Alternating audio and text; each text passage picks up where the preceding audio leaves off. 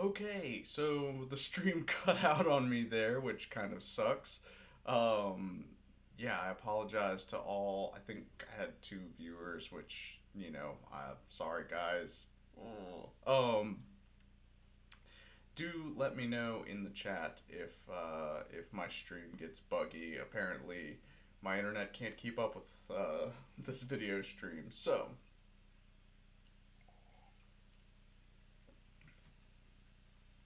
for those who weren't aware, this is me playing through a D&D solo adventure from DM's Guild. With the link is below in the description to download it. Again, I highly recommend you do that before watching me play through this thing, and I hope that you enjoy watching me make an ass of myself. Um, Picking up where we left off, I am using a Skyrim character, a Dunmer by the name of Novosi Hlalu, and as I was settling in for the night at an inn, I stumbled across a fighting old couple, the Brumonts, Lord and Lady, and a Death Knight had apparently taken their grandson in the middle of the night and roughed them up a little bit. "I can find your boy," I say. The woman looks up and new hope begins to shine from her eyes. "Oh gods," she says, her voice quavering. "We'll give you anything. Anything." The old man is a little bit more practical. "If I was a few decades younger, I'd be out there myself.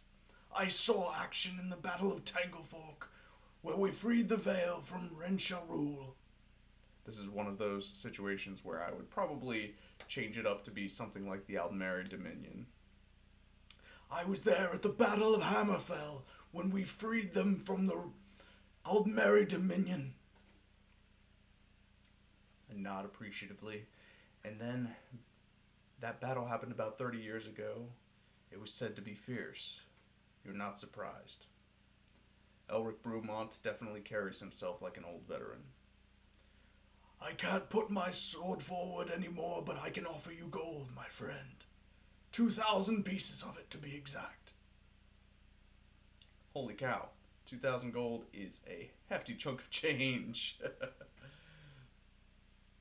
So, again, to the your top left here, you see the tile map that is provided with this adventure. There's actually a lot of these, but you're not supposed to peek ahead. You're supposed to just kind of play it as is.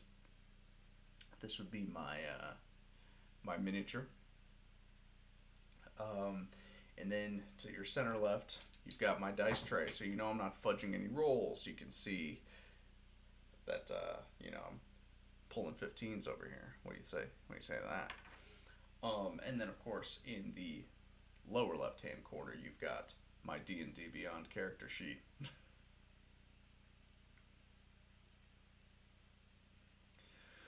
So, the way this adventure reads: at the dawn of the next day, following a few scraps of information that you have, you saddle your horse and ride toward the outskirts of town. The townsfolk pay you little mind as you go, casting the occasional glance.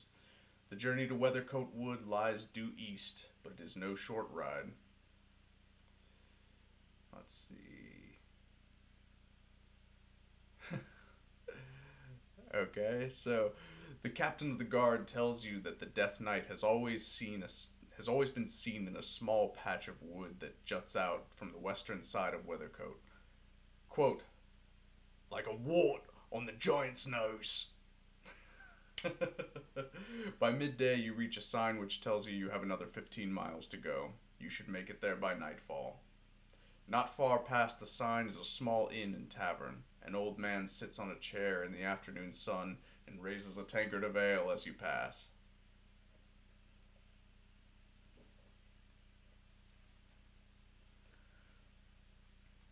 On that note, seems like a good time to refill here.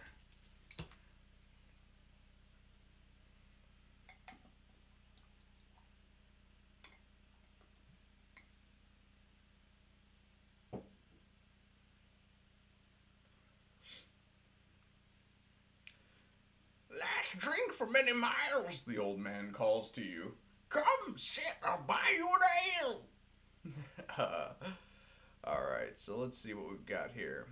We can accept the old man's invitation, and if we do, we go to the entry called Brewski. Or if we're mindful of time, we can go riding on. I guess I can keep an eye on the chat here. It looks like I've got a little bit of a lag. It would be kind of cool if there was less of a lag between here, because then I would ask the chat to make these kinds of decisions for me. But seeing as how I've already poured myself an ale, I think we're going to go ahead and accept this old man's invitation.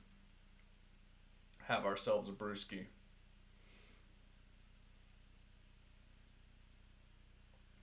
You tie your horse up to the tavern's porch and join the old man, who directs a young boy to bring you a frothing tankard of ale. The boy also brings a bowl of stew for you to eat. What brings you out this way? The old man asks eventually. So you have the option here to tell him of our quest, or we can replenish ourselves and be on our way. I don't know who this old guy is. I don't necessarily trust him, so I'm thinking we're just going to have a quiet ale.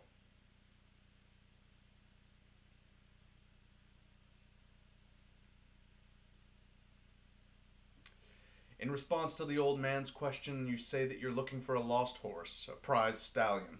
It's a good lie. He shrugs, and you proceed to drink the ale with relish. Yes, I do. It has been a hard ride, and eat the bowl full of stew. Thinking that a midday meal was probably a very wise idea, as you do not know what time you will arrive at the Weathercote Wood. Thank the old man for his hospitality, and on our way.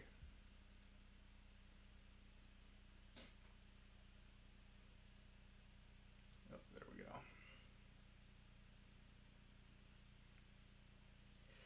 It is late when you finally reach Weathercote Wood, some 55 miles east of Orlebar.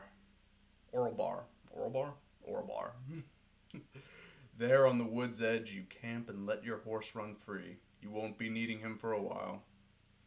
Weathercote Wood is thick and the foliage is dense, towering walls of green.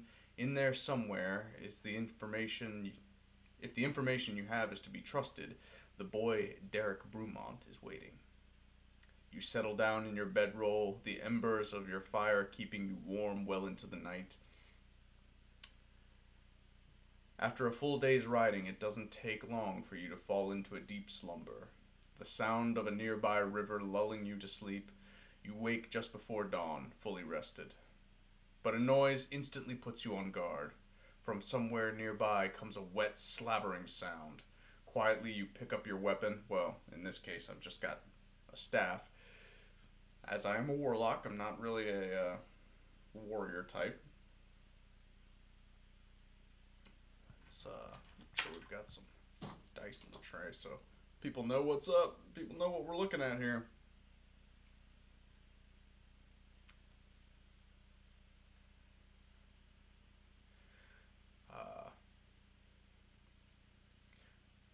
We move forward stealthily. When we are 100 or so feet away, whatever's lurking catches your scent, and you hear it running quickly away. Only dim starlight shows any detail. All you can see is a darkened shape moving through the night toward the wood. Do you have a ranged weapon? And if so, do you want to shoot it or not? This is a good question.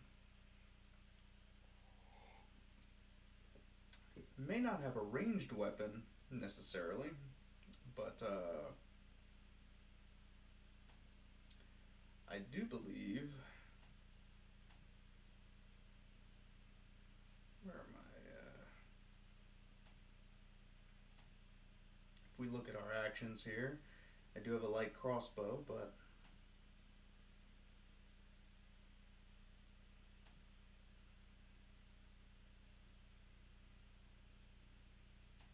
let's see. This was the tab we're looking for. My spells.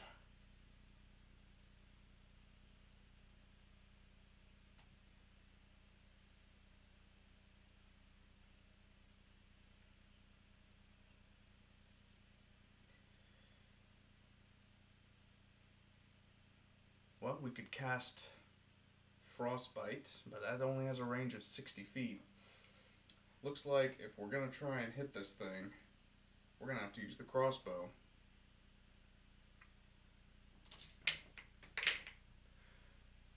We're going to shoot this thing. What do you say?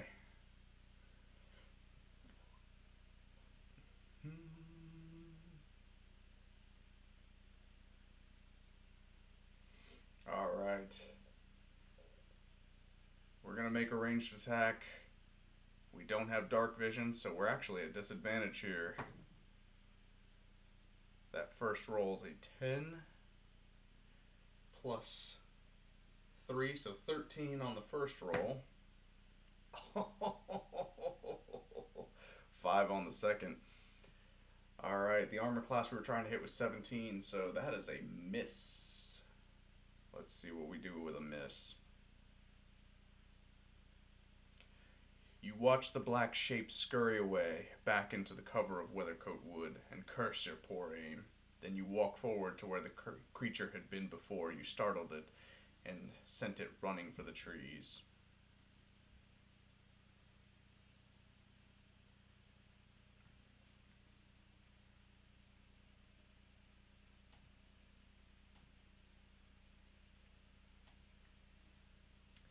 You walk forward to where the beast had been before, making all that noise that woke you. There, twitching in its death throes, is the horse you rode from Orbar. Oh man, dang it. You grit your teeth in anger as you take out your weapon and quickly put the poor beast out of its misery. Poor guy. The first rays of dawn begin to creep into the sky. With a sigh of resignation, you wipe the horse's blood from your weapon and begin the trek toward the wood's edge. The morning is peaceful, in contrast to the savagery that you had just witnessed. A chorus of birds greet the dawn with calls that echo off the low hills of the surrounding landscape. As you near the Weathercoat Wood and can see down a single path that leads into its depths, you see a little light that seems to penetrate through the canopy. Night still hides beneath the mossy boughs and dark green vines that thread the ancient trees together. You step onto the path and enter Weathercoat Wood. Here we are. And now we've arrived at tile page 1. Who knows what fate awaits you within these shadowed depths?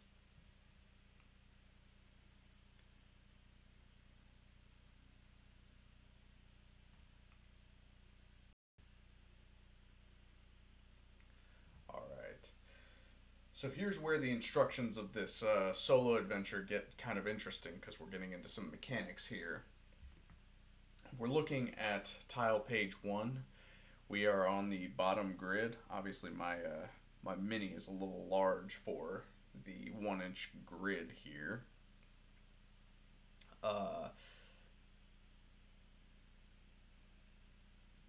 Let's see. You move ahead, deeper into the wood, and it almost seems as if the trees themselves are watching your progress. Indeed, as you go on, you really do get the feeling you're being watched. The options we're presented with here are we can move with stealth. We can make a stealth check, or we can check for traps, unless we plan on returning. Interesting. I am going to go ahead and make a stealth check. Let's have a look at our skills here. We're going to proceed forward stealthily with my +1. Oh, I could not write these results. Yep. First major roll of the night, and it's a crit fail. In case you're wondering, yeah, that's a roll of 2. +1 is my stealth modifier.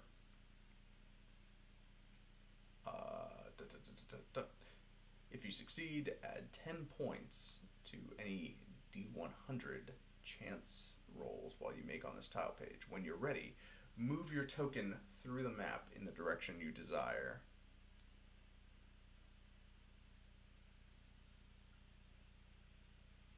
Interesting. Okay. So, As you see here on the map, there is a, green translucent dot there. And we're going to be moving towards it since it's the dead center of the map. Now, of course, we weren't very stealthy. The DC on the stealth check that I just made was a 12, and I rolled a 2, so yeah, that's not great. Let's have a look at what happens. You pause for a second, thinking you heard something, but no, it was just some bird flapping off of cover. You watch it rise into the canopy and then look around the 3 paths that lead off from here. Oh, okay. Whew. Return to tile page 1 and see where we go from there. Sweet. Not bad. Now, again, this is one of those situations where I wish that I could get the feedback from the audience here, but I'm one of those guys that likes to move left to right. I don't know if you, so, you know, we're at a fork here in the road, and I don't know if you play a lot of Legend of Zelda games, but most of the temples are actually laid out like this, where you have to move from left and then to right and then up the center, and that's where your boss of the temple would be. So I think what I'm going to do is that exact pattern. We're going to go 3, 2, 5. Call it metagaming, but I believe that my character, Novosi Hlalu, being a well-studied and well-read individual, he would be very interested in doing the sort of thing that he would have read about in other adventurers' logs and things like that. So, off we go. To the left, to tile page 3. It's where I meant to go. Ooh, looks like my printer had a hard time getting tile page 3.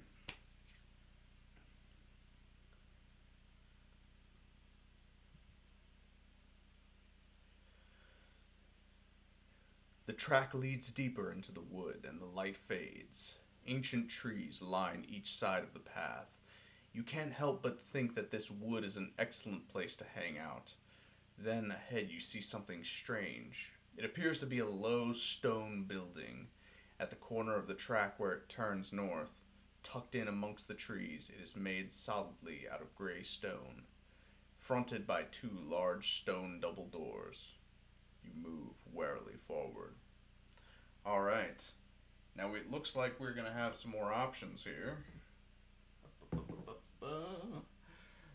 Time for a top off.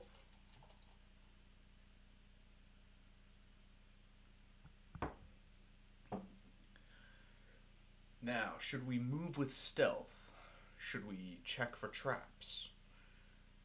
We will move in the direction we desire, which, for me, I mean, we see these double doors. You can see that this would be the double door on the map. There's something here, this translucent green dot. It's worth noting, in the instructions of this D&D solo adventure, the translucent green dots do not always represent an encounter. They could be something, they could be nothing, or they could be something completely terrible. So it's kind of a warning.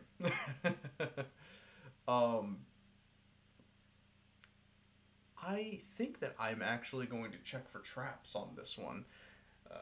My character, Novosi, being the intelligent one that he is, would be wary of traps, especially since this boy Derek has been taken in these woods. So, making our perception check. My perception bonus, I don't know if it's showing up here. Let's make sure that you can see that my perception bonus is indeed +3. Alright, we've got an 8 +3.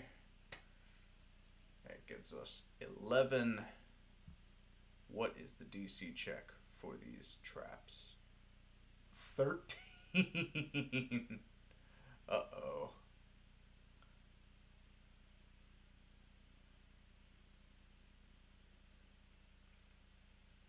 Oh, okay. So to check the woods, I actually we'll check the woods. So apparently the trap check actually diverges into two options. You can either check the woods or check the door. Seeing as how the woods are more directly in front of us, we're going to check the woods first. DC 12, so I just missed it actually. So DC 11, or I rolled an 11. If you succeed, you go to this. If you fail, you go to traps and nope. You have a good look around but cannot see anything that looks like a trap around here. Go back to tile page 3 and continue from where you read. Well, I guess we're going to investigate these stone doors, right? So we're just going to proceed on through, not stealthily. Apparently my character's not very stealthy. Yeah, all that time in libraries and he never learned to be quiet.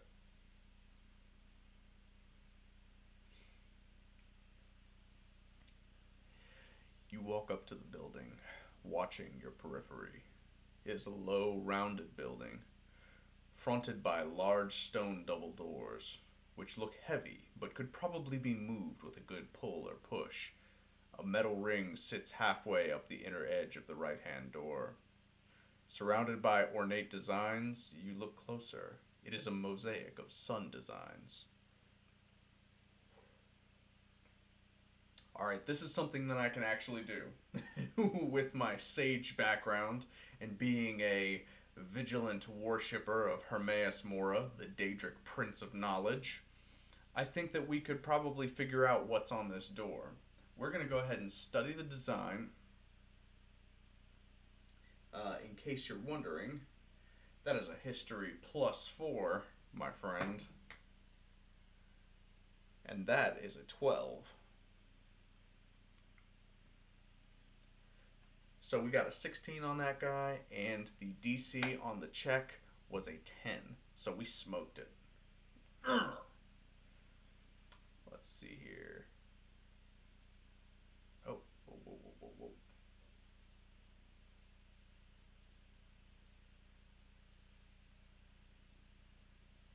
Lost my place here. Ah. A close study of the sun designs reveals the obvious. They are images of the Amonite. Amonator. Amonator, the sun god. Well, you know, in Skyrim, the sun god would actually be something like, I don't know, Talos, Akaviri, something like that. The sun god, the most worshipped god in the realm. So yeah, probably Talos. This is probably a temple of some sort. Do you want to check for traps? Or push the door? Or you could leave and continue north? Well, I mean, we made it here, right? So we might as well check for traps on this door. With an investigation of +4, we're going to check for traps here. Yeah. Ouch. That's a 5. Yep, that's a 5. So 5 and 4, 9.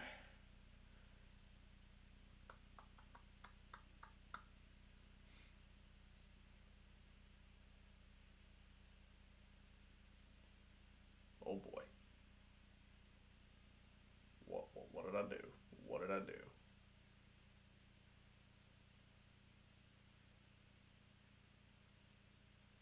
Alright, we got lost here.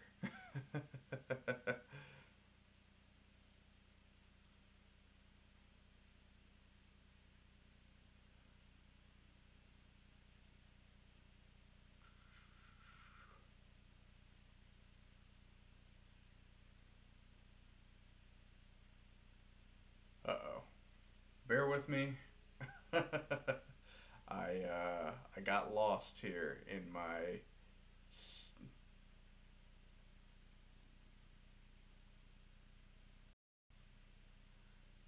so we keep going. Nilly.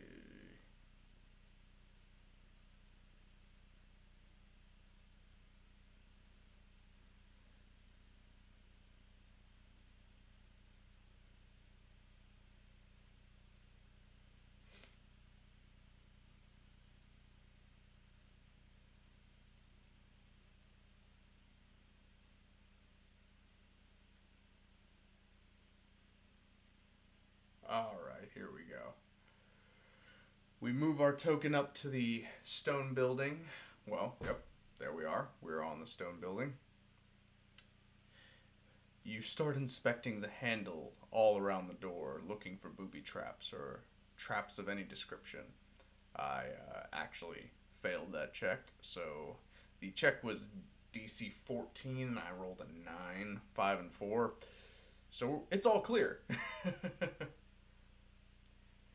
You search around the door, but find nothing trap-like. Continue across.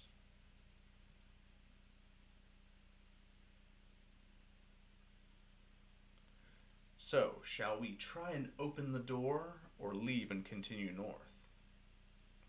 I mean, if there's no traps, I suppose we should check it out, right? Let's open this stone door.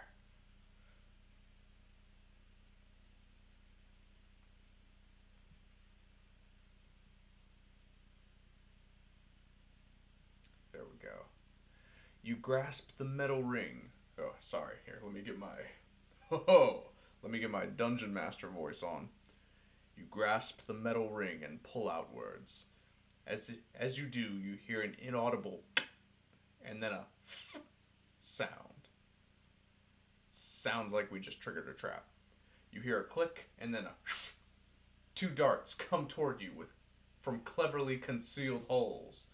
Oh, crud. Roll a d20 plus 8. If the result is higher than my AC, which, my AC's not high. Oh my gosh. Yep. So, these darts are going to hit me because my d20 roll for these darts was a 13 plus 8. That is a 21. My AC is 12. So, yep, they hit me. Alright. So it looks like we're going to be taking some damage here. Dang, I've not even seen a bad guy yet, and I'm already getting hurt. So, two darts shoot out of cleverly concealed holes on the surrounding frame of the stone door. Straight at you, me. I recoil in pain as they pierce your skin. 2d4 damage. Crap. So that's a 4 and a 4. You know, I'm rolling really, really well as the DM in this situation. So we're going to go ahead and deal 4 damage. And we're not looking good. I don't know if you could see that, but my current HP is actually 11. So, not great. Level 2 sucks, in case you're wondering. Low level play means you're gonna get hurt. Alright, so now we will enter this passage. You enter the quiet, cool passage and pad softly down the corridor. Soon you're looking at the top of a flight of stone stairs, looking down. This is presuming you have a source of light or dark vision. If you do not have dark vision and do not have a source of light, then your character will know to turn around and leave this place. If you have a source of light activated and continue, well, you know, this is something interesting that I should point out about the character class that I created, or well, the character race that I used when making this character, is the elves in D&D 5e have dark vision. However, this Dunmer variant that is provided from the Imager link in the description below does not have dark vision. So that's kind of interesting to me that that these elves don't have dark vision. But anyway, that's neither here nor there. I do have torches. I'm sure I have torches somewhere. Please let me have torches.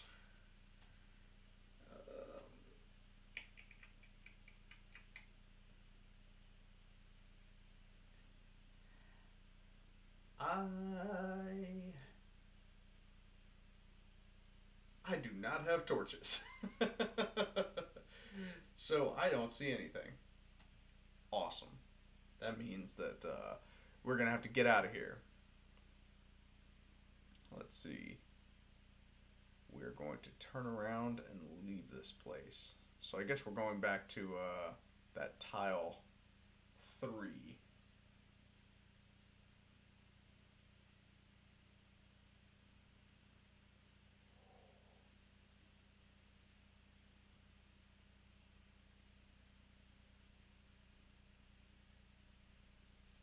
Alright, come on.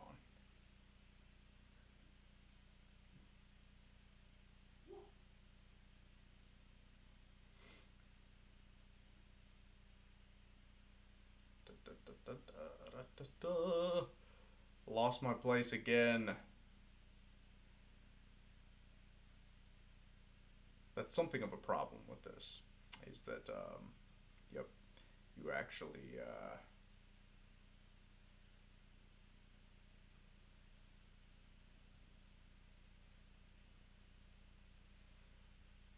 alright. So here we are, back at tile page 3, the map here.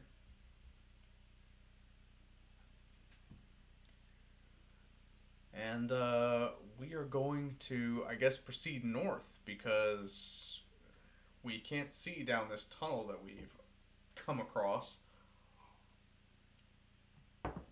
Let's proceed north then. To tile page 4 it is. Uh-oh. We reached that green marker on here. We might actually have an issue. So, it's calling for a D100.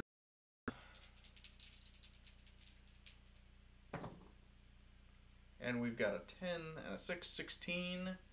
If you roll 1 through 20, run through 10? 1 through 20, we go to the Wanderers. As you move through the wood, stealthily as you can, you see figures come into view on the path ahead. They don't appear to be human. So, should we hide, or should we, quote, bring it? Well, again, I'm a Daedra worshipper. I'm no coward. Let's bring it. You bravely stand your ground and place a hand on your weapon. I mean, magic. I've got a staff. Whatever. Fixing the new arrivals in a steely gaze. You soon make out what they are. Kobolds. Little dragon men.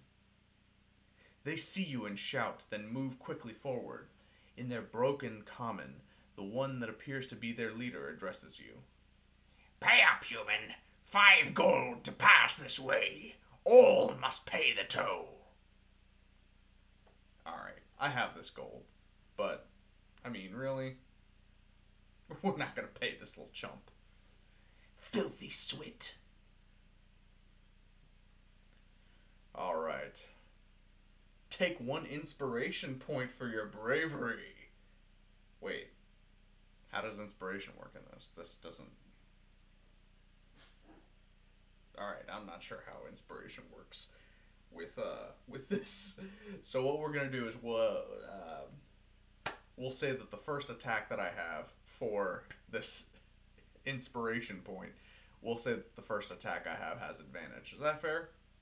That's fair.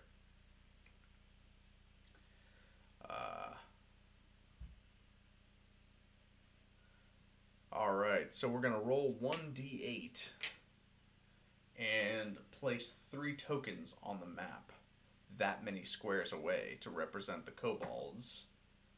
7? It says that we've got 2 warriors and a fire-wielding mage. So, well, I mean, if we look at this map, there's not 7 squares that we can actually work with. So what we're gonna do is we're gonna have them right around the little green dot here. These 2 1 result d6s are gonna be the warrior kobolds, and the 2 is going to be our mage, a fire mage actually.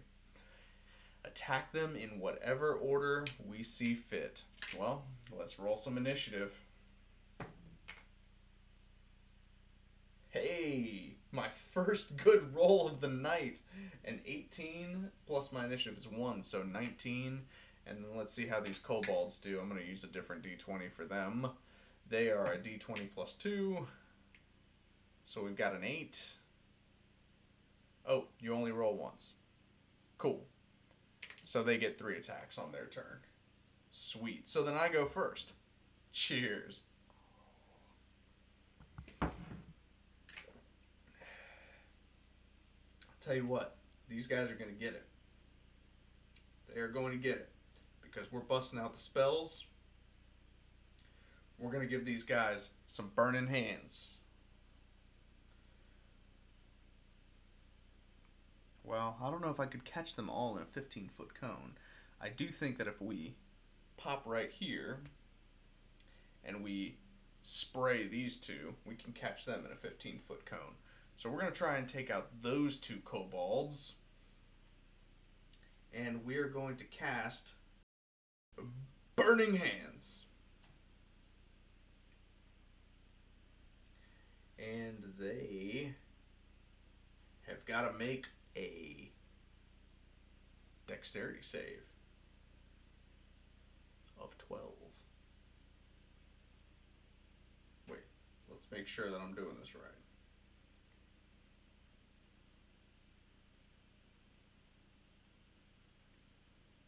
Yep, they've got to make a dexterity saving throw. They've got to hit 12. So the first guy makes it with his 14. I mean, plus 2 because, so it's actually 16. And the second one does not.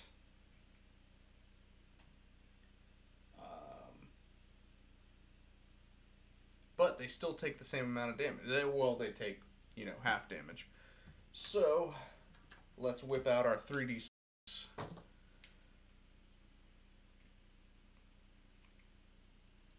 Looks like we're dealing 7 total damage. 7 damage to the mage here at the back, since he's the one that failed his save.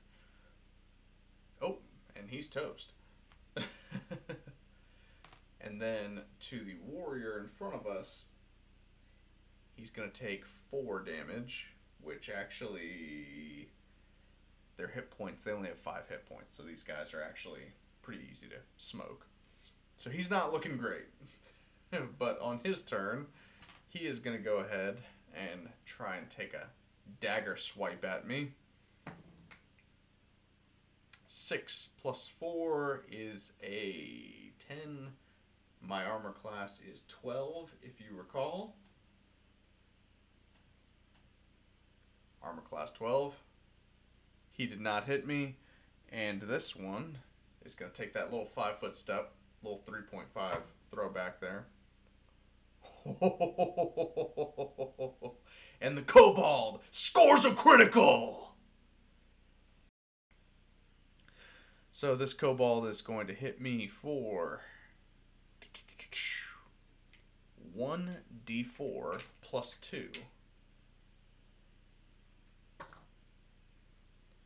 So we're going to do double dice on that. So that's a 3, and he's actually going to get 6 plus 2 is 8.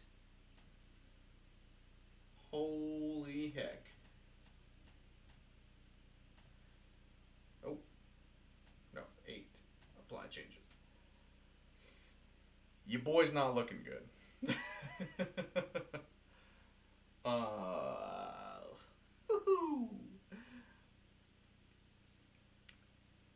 Man, I guess we're gonna try and take these guys out.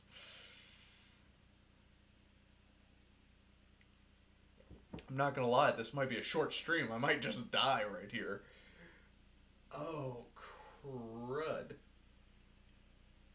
Novosi, what would you do?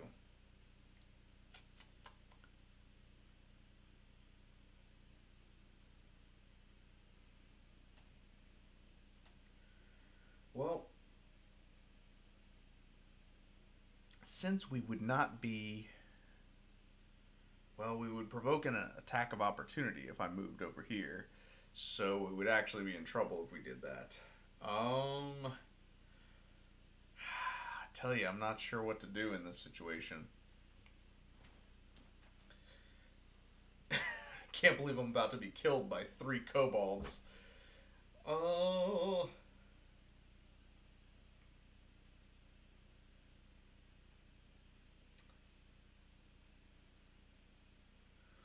Well, what we're going to go ahead and do, we're going to cast Frostbite on this little kobold in front of us. Let's see. So he's got to make a Constitution saving throw. Oh, and he makes his saving throw.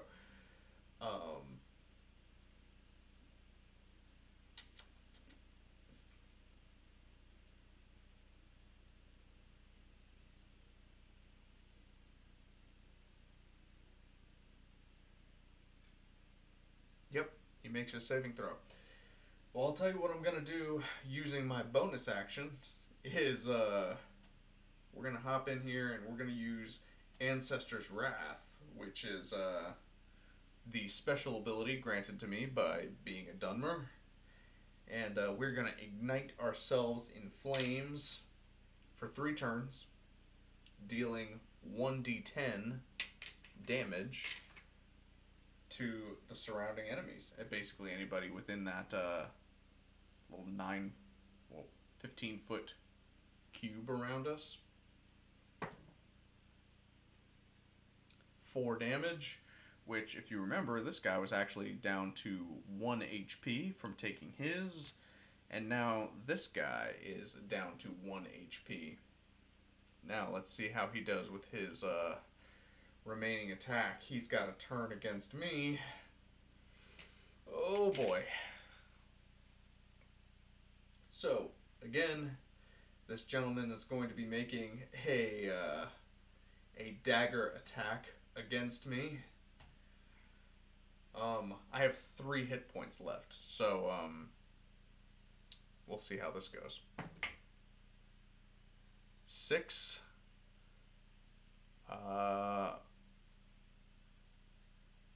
Plus 4 to hit is 10. We live. We live. My armor class is 12. So, this kobold is about to get it.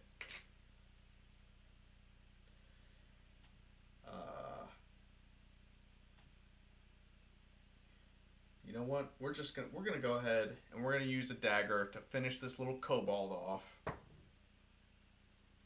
8 plus 3 to hit this little sucker is 9. His armor class is 12. Uh-oh. Yeah, I missed. But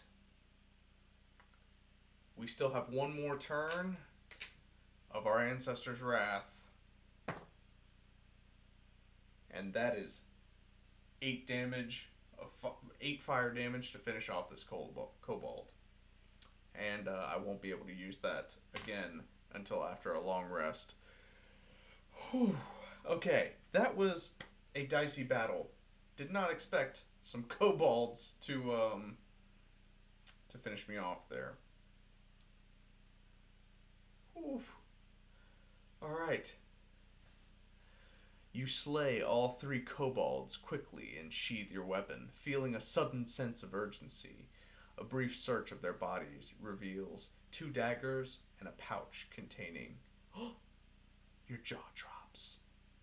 Around 120 gold pieces. These kobolds have been busy little blighters, it seems. Alright. Satisfied with your find, you stand and look north, wondering what other surprises lay on your path ahead.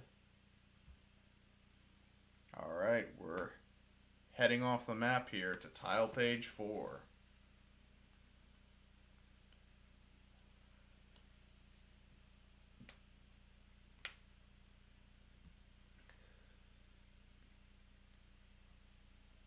Okay. The woods become ever deeper, and the sound goes out of the air. There are no birds here, or something has frightened them into silence. It is hard even to tell what time of day it is deep in the forest. Across the path you see a trail of boot prints leading from right to left. They lead back into the forest where it becomes very dense. And however, there is no sign of the foliage being disturbed, even though the boot prints look relatively fresh. They could have been made as recently as last night. On the track ahead, you see that this path eventually bends to the right, and on the corner there appears to be an entrance to a cave. Ooh. Well, I don't see a cave on here, but I do see the boot prints. You can see little boot prints on there. And a little green dot. That means an encounter. Let's see if we have any methods of healing ourselves.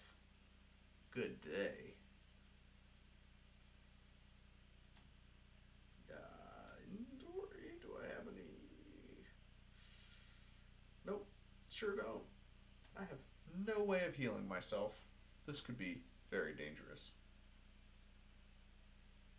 Tell you what, wait right there. Hold that thought.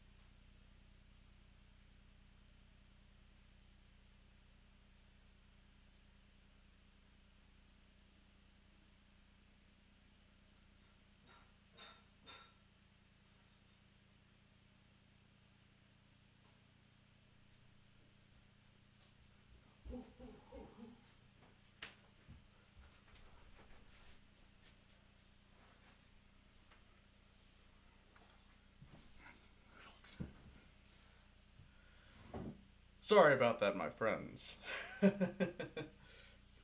Where were we?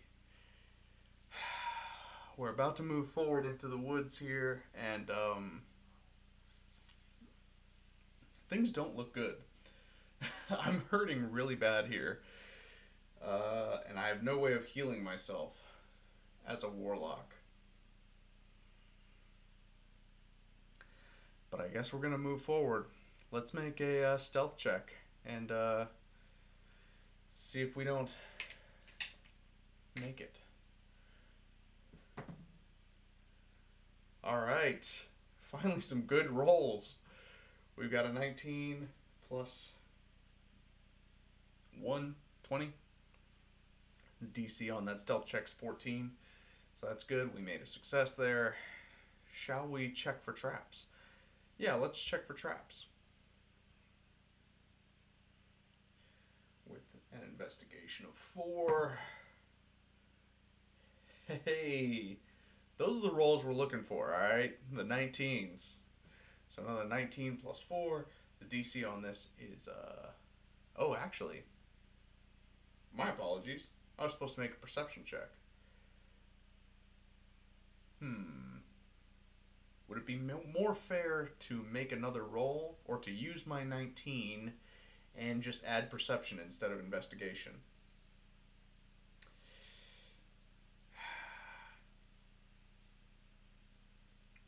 Let's just go ahead and keep my roll of 19 and add perception, which is plus 3, instead of the investigation, which was plus 4.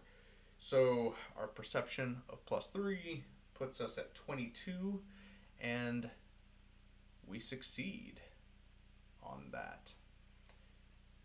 You notice a patch of forest in the forest path. What? No.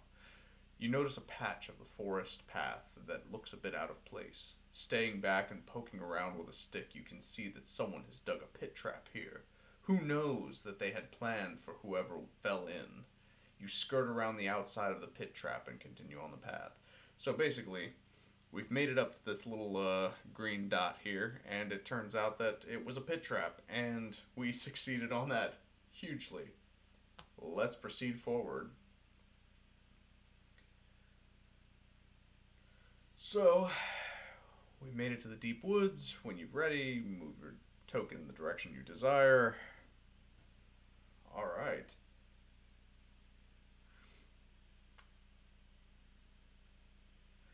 Do we want to investigate the mossy log on the left here? Uh, I tell you, I kind of want to reach a point where we can recover some hit points.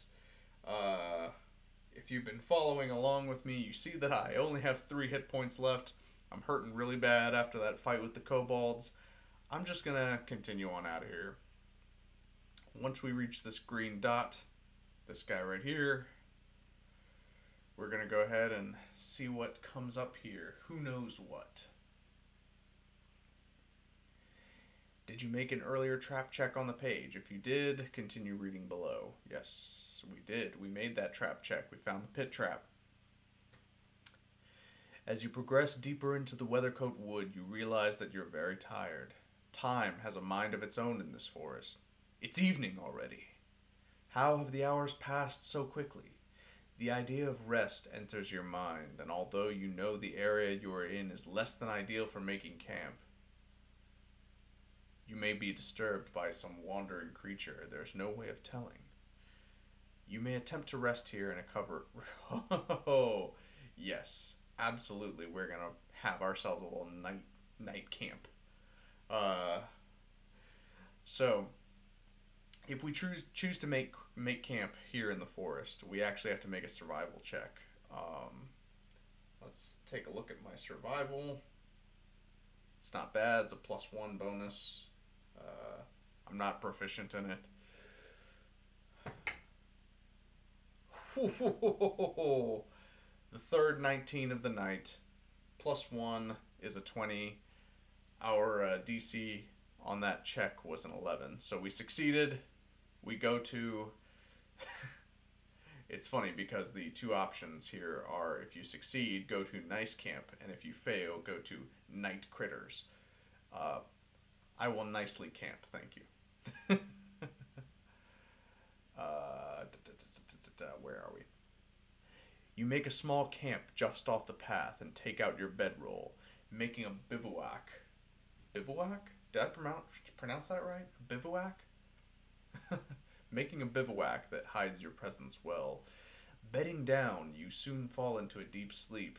I could use it. Filled with many strange dreams, spectral nights stalk the forest, and blades keen and eager. You imagine yourself hidden from them, and then you pounce out and stab one in the back, rip his helmet off. But it is the face of a young boy. Uh-oh. Sounds like we're having some Darth Vader type dreams. Full on Luke Skywalker. And it turns out it's Luke Skywalker's face on the inside. If you recall, we're trying to find this young boy who'd been abducted by a Death Knight. Despite your troubled dreams, you sleep well and may recover 1 hit die. Alright, 1 hit die. As a warlock, my hit die are D8s. So let's see what we can... Heyo. That's what we're all about right here.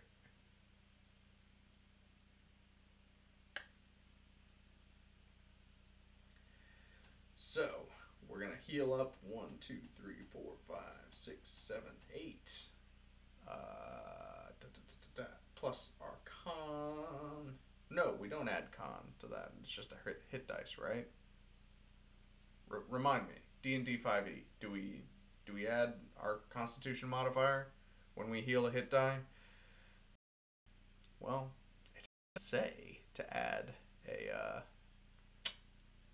Yeah, it doesn't say. So we're just gonna go ahead and add 8 and call it a day. Too bad. I might have missed out on 1 extra hit point. Alright, so we're going to return to tile page 4, which is right here. And,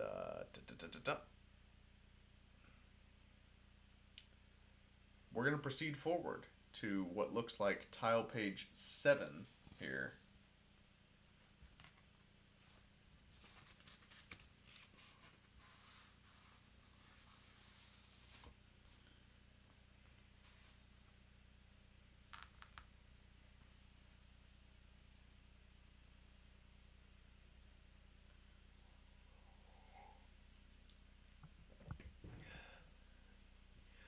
woods become even. No, sorry. Let's see here. The woods become ever deeper, and the sound goes out of the air. There are no birds here, or something has frightened. Oh, no, I'm still reading tile page 4. I'm an idiot. Sorry about that, guys. A river threads through this part of the Weathercoat Wood. Ahead, you see the path bends sharply to the right. Well, yep, I see that. And on the north side of the path sits a rock outcropping, on the front of which is the entrance to a cave. Peering inside from across the river, you see that it extends a long way. Exploring this cave is going to require you to cross a stream, also a busy torrent. About 15 feet wide, rushes from east to west, filling the forest with the sound of rushing water. So this is no ordinary little creek. It's actually some dangerous passage. All right. Well, we're going to move ahead with stealth just in case. Let's make a stealth check again. I feel like we make a stealth check literally every tile page we go through here. That is a 13. Plus my stealth, which is 1, I believe. Yep, I'm finally starting to get a hang of this stupid character. Alright. So with our stealth check of 1 plus 13, we made a 14. The DC on the stealth check is a 12, in case you're wondering. Should we look for traps? What do you think? Look for traps? Don't look for traps? Yeah, we're going to look for traps. Why not?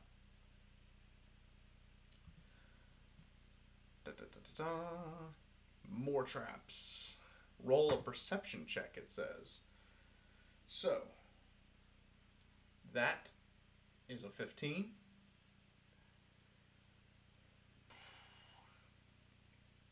With a perception of plus 3. 18. We just barely succeed. The DC on that check was an 18. So, if we're successful, we'll go to path danger as opposed to path safe. You have a good look around this part of the path, visually searching the ground for You have a good look around this part of the path, visually searching the ground and the trees, looking for any sign of a trap, and that's exactly what you find. Etched into the trunk of one tree on the east side of the path, so well hidden that it could easily be missed, you see a rune of some sort. You're not entirely familiar with this sort of thing. I call BS. With my sage background, I'm sure that I know exactly what this is. A sorcerer friend of yours gave you a long lecture on these once. They are known as glyphs, and they trigger magical effects whenever someone comes near them. Okay. You duck behind a tree and peer out, examining from a distance. How are you going to get past this? Well, we actually have a few options here. You have the option of going around, ducking under the glyph. You can backtrack, which I don't know if I want to backtrack. You could ignore it and go ahead, which, yeah, we're not going to do that. That's a little stupid. The entrance to the house is closer. What? That doesn't make any sense. I don't know if you remember me describing anything about a house, but there was no house. The entrance to the house is closer on the path than the glyph. To visit the house without walking past the glyph, go to the entry little hut. I don't think that that's correct. We didn't see a house. So I'm thinking we are going to duck under. That's what we're going to do. We're going to duck under this stupid glyph.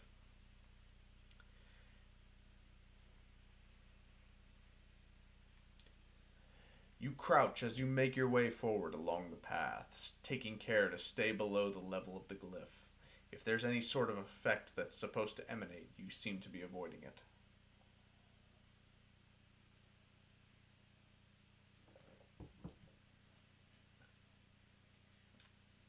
Well, now it seems to be talking about the hut again, but we weren't at a hut. We were at a glyph. I'm not sure what.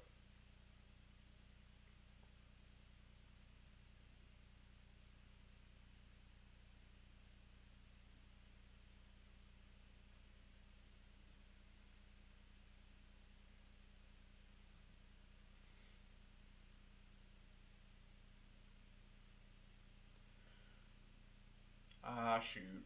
You know what? I see exactly what happened. I see exactly what happened. I followed the wrong path down that particular little stream.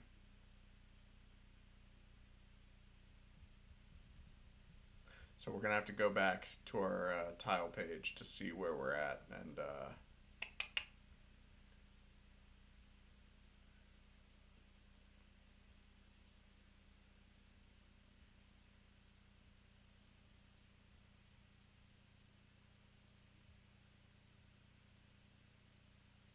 so here we are at tile page 7.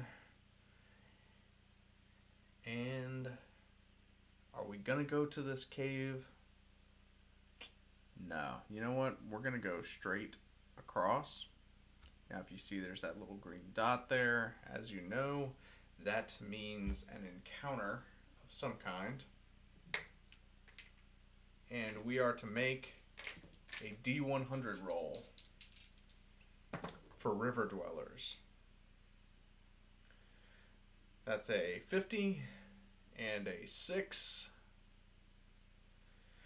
If your result is between 34 and 66, we go to the result Micatus. You are at the top east-west section of the path when you hear something that sounds ridiculously out of place in these ominous woods. Singing. Alright. Indeed, you hear someone enthusiastically belting out a joyous song, accompanied by the sounds of rattling, as if a horse laden with goods. You stand still and watch the path ahead. There, around the corner, comes not a horse, but a pony, laden with multitude of bags, pots, and all manner of items. The poor thing looks like it's about to collapse. Walking alongside it is a halfling. Are there halflings in Skyrim? No, there's no half. So, I mean, what could we use instead of a halfling? Well, it could be a halfling. Whatever. Walking alongside it is a halfling, a merchant by the looks, in colorful clothes, the source of the jaunty tune. Sorry. Seeing you, he keeps singing, but with a wide smile across his face. As he nears, you see he is accompanied by a smaller creature, a humanoid of some description, the likes of which you've never seen before. Again, I call BS. I'm well read. Its skin looks like bone. Oh. The merchant finishes his verse just before he comes to you, and he greets you with an elaborate bow. Twirling his hand as he bends low. Greetings, fellow traveler, and salutations on this lovely, balmy evening. The merchant stands up straight, still grinning. Allow me to introduce myself. The name is Micatus Fairweather of Zelbros, and I can't help thinking that destiny has caused us to meet in this here beautiful wood. Despite the randomness of this encounter, you can't help but feel pleased to meet a friendly face in this forbidding, gloomy wood. I'm a little put off by that, considering that I just ran into some kobolds. With a grand, sweeping gesture, Micatus indicates his wares that this poor beast of burden is laden with. And what can I offer such a prosperous traveller as yourself? Dominic, get busy! At this hissed command, Micatus' assistant, the tawny-colored humanoid, whose exterior seems to consist of some sort of exoskeleton, starts taking out various wares and parading them before your eyes. Provisions, my friend, useful for those long journeys. I have incense, holy water, healing potions, holy symbols, sheet notation for the musically minded, and all the latest songs from Neverwinter, religious icons. The list goes on and on. It seems that this Mercatus is a literal traveling market. Nonetheless, despite all the junk you couldn't care less for, there are a few things that sound interesting. Well, I'd like to hear them. The following is a list of items you could make use of. So we've got a healing potion. Oh, man. Yeah, we could definitely use some healing potions after the encounter that we had with the kobolds earlier. Let's take a look at my gold. So he's got healing potions at 50 gold apiece. Oh, here. Let me continue in the character of Mercatus. I've got healing potions, 2 of them, for 50 gold apiece. Holy symbols at 20 gold apiece. Holy water at 25 gold apiece. 1 flask of it, of course. Provisions, 5 silver for a week's worth. A backpack for 2 gold pieces. A steal at any man's discretion. I'm gonna stop. I'll stop doing the voice. I'm sorry. Okay, so anyway, we're gonna take a look at our at my gold here, and I have not enough gold for literally anything that he's got. All right, so I don't have enough gold to deal with this guy. Could have used those healing potions, but I don't think that I don't think it's gonna happen for me. It's a bummer. All right.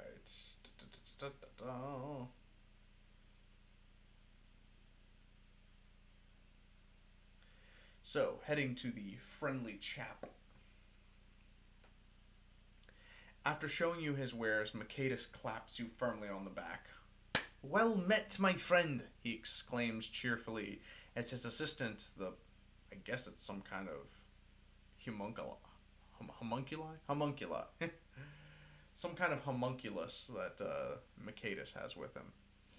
His assistant loads up the poor pony again, who was beginning to look relieved at having its load removed. I wish you luck on your journey wherever you're heading.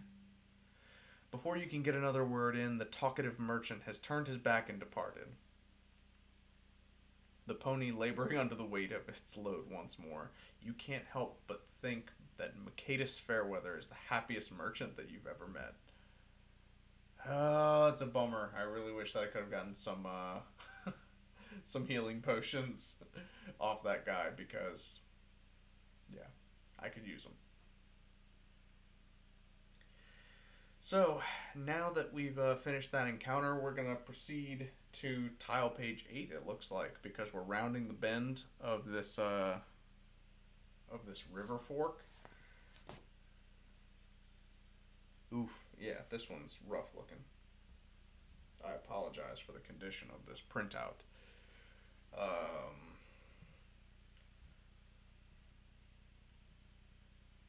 All right.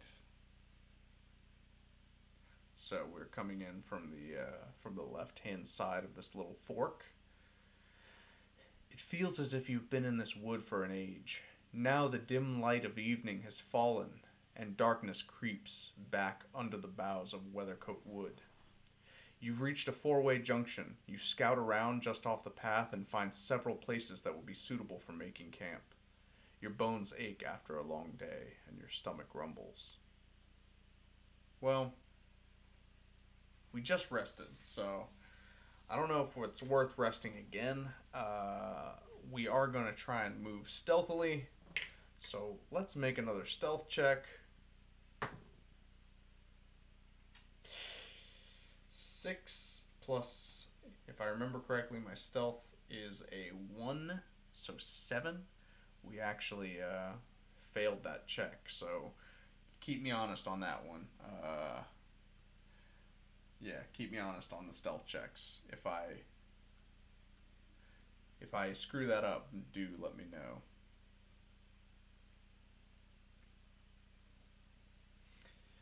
All right. Are we gonna? I don't think I'm gonna check for traps on this because so it looks like we've got actually two potential encounters. I don't know if I've explained how this adventure works, but whenever you see these green dots on the map, they represent potential encounters. Something might happen. Something might not happen. Um, I don't think we're gonna check for traps. I think we're all right. We're just gonna go on ahead. Uh, we're gonna move towards. Oh, well, let's. So when you hit the first green tile, it says that we should look at the likely camp. Oh, here we go. All right, so this actually refers to both potential green dots. You can see two potential camp areas just off the track. One on the northwest corner of the junction and one on the northeast corner. So we've got the northwest corner and the northeast corner.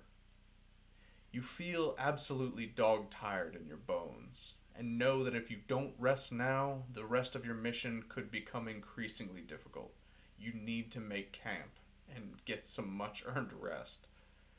All right. It seems to be encouraging me to make camp.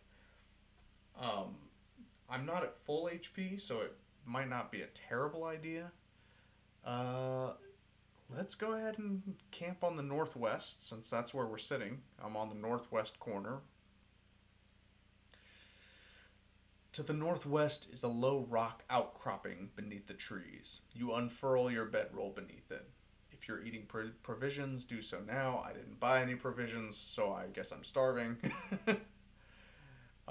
You lie down and quickly fall asleep to the gentle sound of wind whispering through the canopy.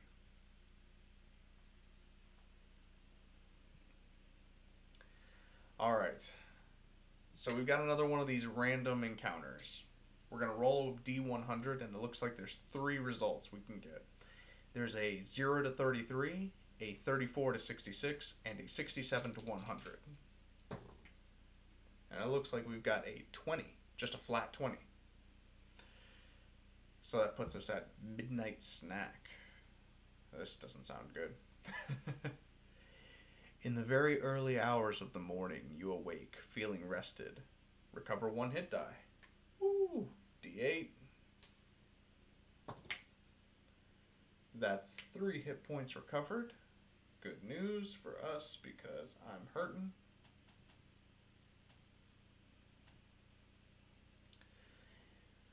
You recover one hit die, but also experience a strange sensation on your neck. You reach up to rub it, and your hand feels something leathery, which moves in your hand. Your eyes fly open, and you realize that a bat has appended itself to you, and you have disturbed it during its meal.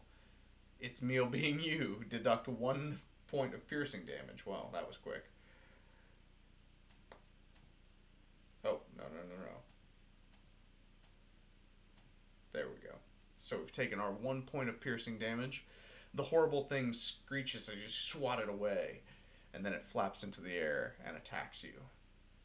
Place its token within melee range. Alright, so we've got another little d6 that we're going to put. What would you think? To the north, to the south?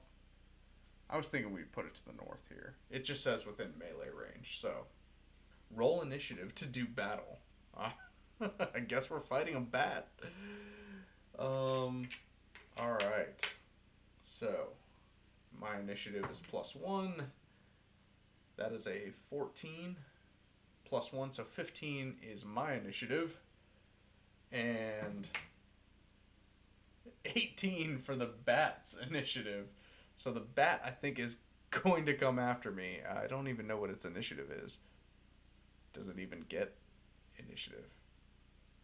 I think it's +0. Either way, 18 beats my 15.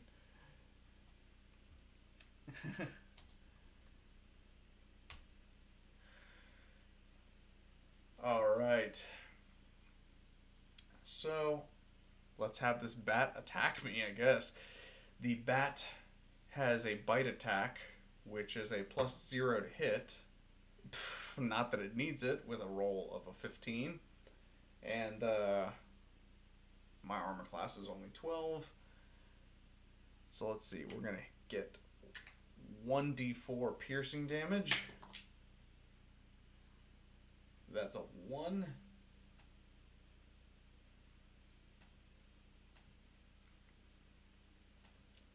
Really wasn't worth camping out, as it turns out. Alright. So I am going to murder this stupid bat.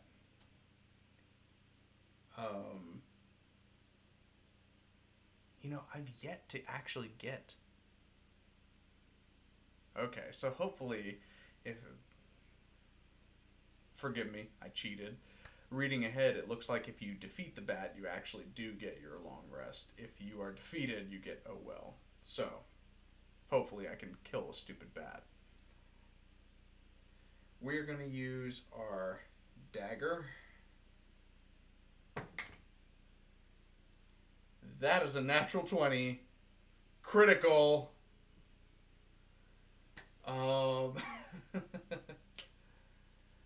Alright, here's our 1d4.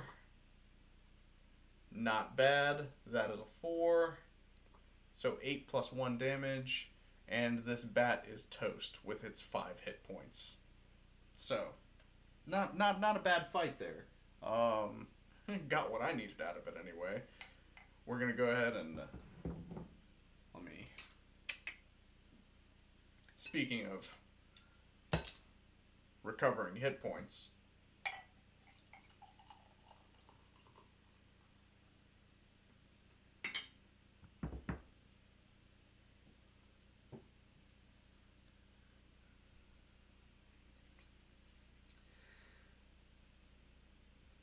we are going to finish... No. We're going to finish our short rest.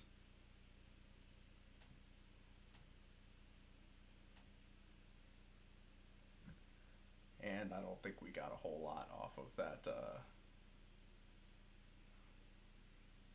I don't think we got a whole lot off of that short rest.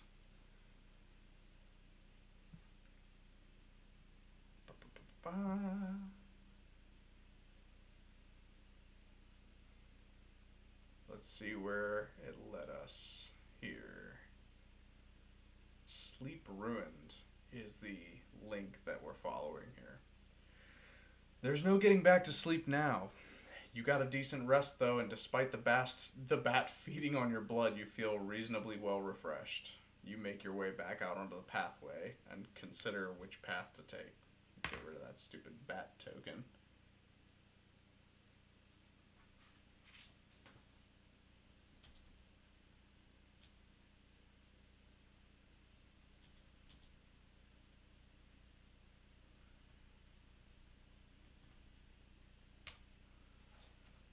We'll see here.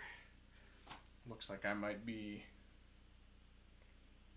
my stream might be sucking right now, which is entirely likely.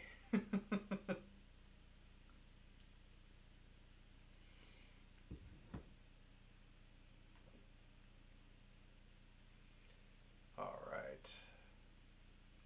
So we make our way back out onto the path, and we have to decide where to go.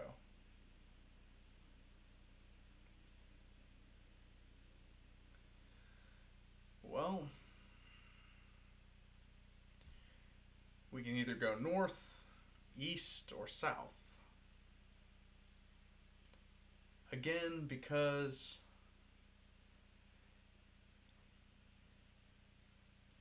I am a avid Legend of Zelda player, I'm inclined to go east on this little map, because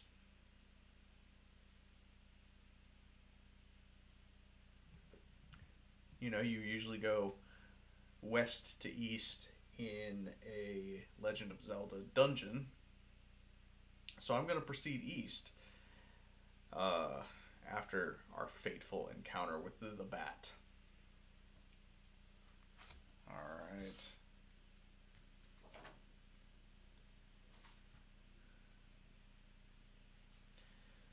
Proceeding forward, you approach a bend in the path and can hear the gurgle of a stream. This stream appears to be moving quite slowly, at least in this part of the wood. On the other side of the river, you see a strange looking character, a human, reclining back on some moss and seemingly talking to himself. Is he mad? From what you've experienced of Weathercote Wood so far, you wouldn't be surprised. And then he sees you and calls out. It's fine, friend. Nothing will harm you here. Come, talk to me. It is rare that I have company. Alright,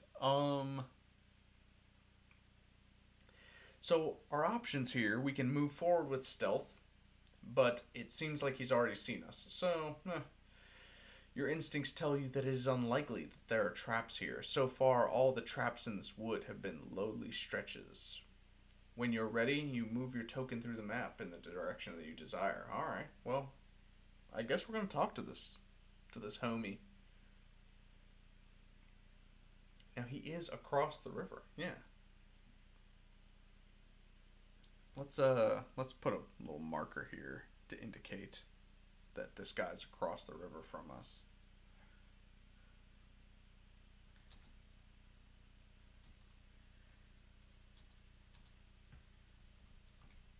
Respond to some chats here.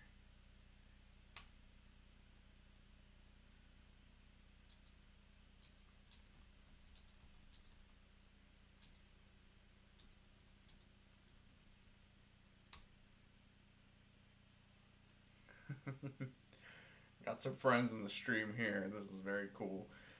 Repping for RVA. Matt, Jess, I see you.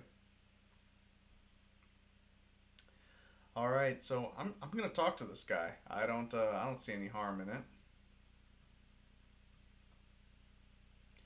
The stranger seems friendly enough, and you respond, "You seem very relaxed. Do you live here in the Weathercote Wood?" "I do," he says, with a mysterious twinkle in his eyes. "For some years now, I talk to the trees, the birds, the woodland spirits. They're all my friends." As you near this enigmatic fellow, you notice several strange things about him. For one, his voice does not seem to match his frame. Oh, actually, his voice is not what I imagined it to be. So I apologize, my impression was not as good as it should have been. His voice is deep, commanding, and he appears quite a slight man, short enough to pass for a halfling even, if a slightly taller one. There is a small winged creature who has alighted nearby, and strangely, the stranger has his feet rested on the head of what looks like a fallen stone statue. This strikes you as strange. A statue all the way out here? Who is this mysterious character, and what is his story?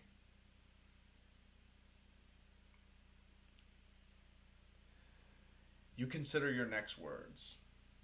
Should we ask about the statue? Should we ask about the Death Knight? Well, I mean, I'm getting tired of playing games. We're going to ask about this stupid Death Knight.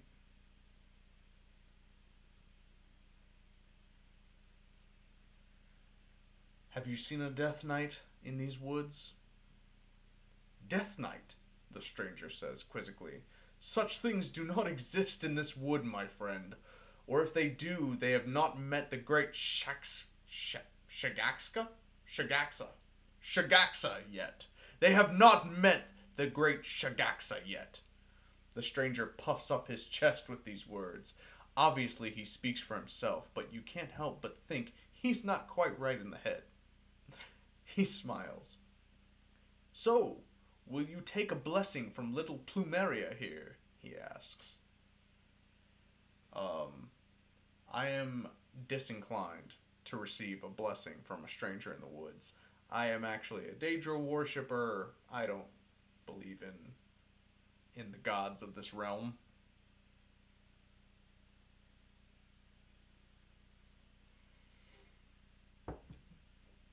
No, that's all right, thanks, I reply. The man stands, screwing up his face. You would refuse a blessing from an innocent little sprite such as Plumeria?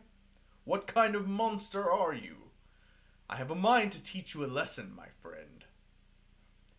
This abrupt mood change leads you to think that this character is a few cards short of a full deck. Let's see where we go here. So, should we apologize, take the blessing, or run? I'll apologize. I didn't mean anything by it. The strange man waves a hand dismissively. Your apologies mean little to me. Be on your way. Yeah. I will be making my way, thank you. Shaking your head confusedly, you turn and depart, leaving this demented soul to his own devices. Return to tile page 9, which is where we're at, and continue from the last direction that you read. Uh-oh. Lost my place here. Sorry.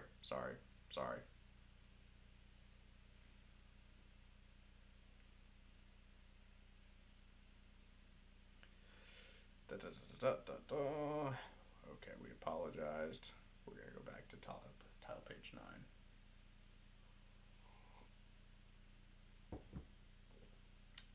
Alright, well, we've proceeded this far. Looks like we're going to tile page 6 after interacting with this nut job.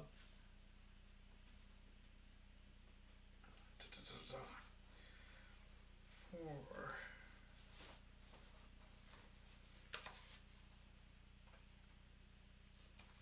Keeping these tile pages in order is an absolute nightmare.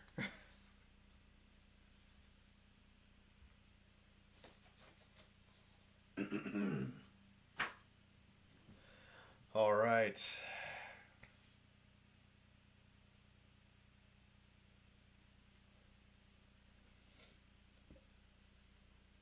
You round the corner and see a house on the western side of the path. It appears to be inhabited. Smoke is drifting out from the chimney. Yeah, you can see there's smoke coming out from there. Who knows what waits inside there? A kindly old wizard hermit? A warlock quietly plotting the domination of the world? Come to think of it, this could even be where the Death Knight is hiding. I doubt it, but, hey, one can dream. The cabin doesn't look like much, though. It could just be a commoner family, and they might have food. Your belly begins to rumble at the thought of a hot meal. Yeah, I could go for a meal. I don't believe we are going to be moving with stealth. I'm just going to truck on down. But I'll tell you what. We have hit the green dot on the map. As I've indicated before, the green dots represent potential encounters.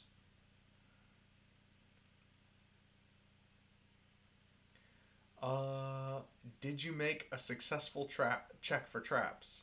No, we did not. We skipped the stealth check and we skipped the trap check. So, we have to make a chance roll. A D100, adding 10 if you made a successful stealth check. Well, we didn't, so we've got a 24. 24 there. On a 0 to 33, it's dry bones. Uh-oh. As you walk forward, walk south here. As you walk forward, you notice a thick gray fog spreading over the track. Hand on your weapon, you freeze, rigid, as the fog roils towards you. It is still some meters away, but it turns and billows like a steam from a boiling cauldron. Cauldron? From the middle of this strange mist, a figure emerges, an armored skeleton. He carries a sword and shield, and seeing you lets out a ghastly rattling noise somewhere between laughter and a dying breath. He limps forward. Raising his blade, you steady yourself, drawing your weapon. Looks like it's bone crunching time. Well, So you have a couple of options here because if you are a cleric, you have the option to turn this undead. I am not. I'm a warlock. So, looks like we're fighting. Place a token on the map within melee range to represent the skeleton. That's going to be my d6 here. And we're going to roll some initiative. As you know, my initiative is +1. I rolled a 9, so 10 for me. And the skeleton got a 7 +2, so 9 for the skeleton. Hey, alright. I actually get to go before the skeleton. Good. Yes. Winning, baby.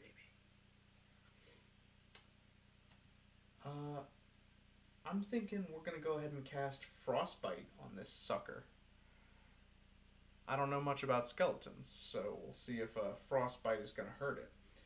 He's got to make a Constitution saving throw. His Constitution is 15 +2 modifier. That is a 10 +2. He actually does make the save, and so he hasn't taken any damage because my Frostbite cantrip doesn't do anything on a failed save. Awesome. Alright, so according to this, it looks like he is going to make a short sword attack. +4 to hit. 11 plus... Oh, man, 15. So he rolled a 15. My armor class is 12. And so that's a hit. Awesome. And so he's going to hit me for 1d6 +2 slashing damage. That's a 5 +2, so 7 damage dealt to me. I hope this is something that you can actually see here. Okay, yeah, you can actually see it.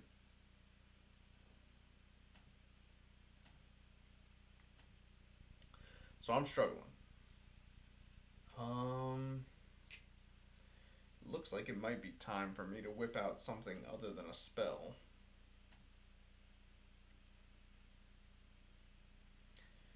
Let's hit this guy with our dagger. +3 to hit. 10 +3. His armor class is 13. Nailed it. And with this weak little dagger, we're going to do 1d4, which is a 4, +1, 5 damage to him. Let's make sure we get that down.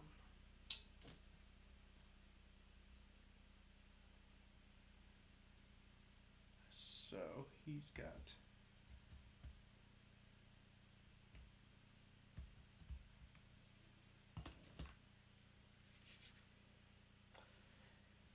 his go again.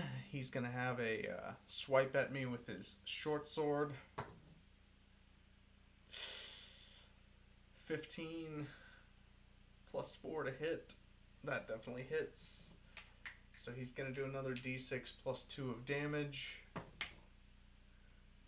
2 +2 is 4. Alright. I am barely still alive here.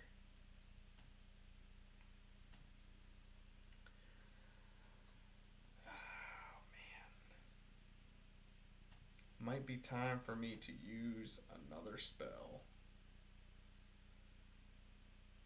I think we're going to have to cast Hellish Rebuke on this little sucker. Yeah. Yeah, that's exactly what we're going to do.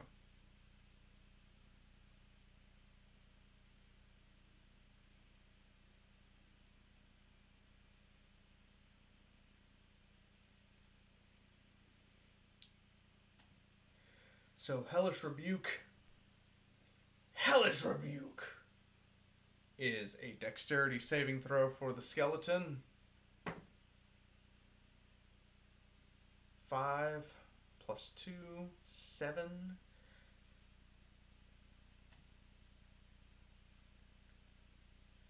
Alright. He failed his saving throw, which means he's getting 2d10 of damage. 7 and 8, so 15. Oh, he's toast. We beat the skeleton. I have almost died twice already during this stupid game.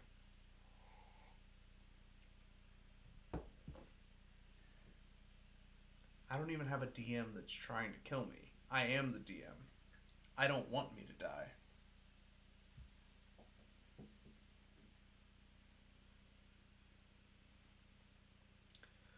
Whew. Alright. Just barely victorious. So we get 50 XP. Score.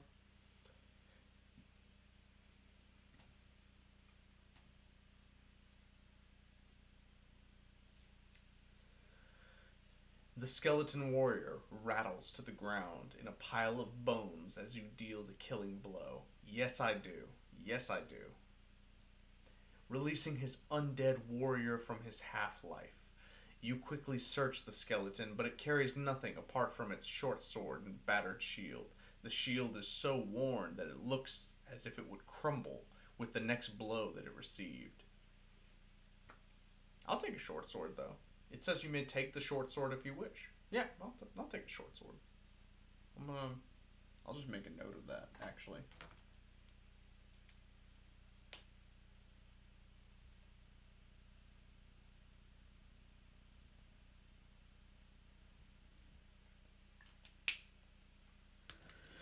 All right. Return to the map page and what? Okay. That link is broken. I'm going to have to report that on DM's Guild. That link is broken. So going back to tile page 6. Alright, once you've... well, we got rid of that.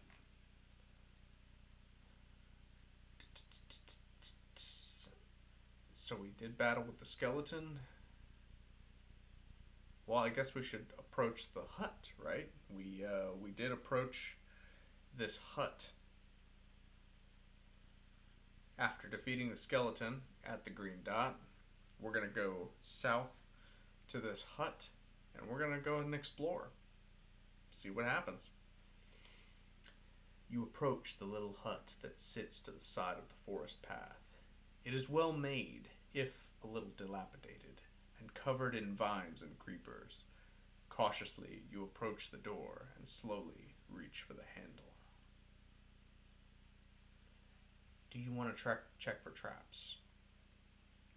Yeah, I mean, they kind of indicate that checking for traps would be a good idea. So, let's check for traps, shall we? That is a 5 plus. My investigation is a +4, so 9 total, DC 15. We fail. One of the things that I love about this solo adventure is just the way it's written.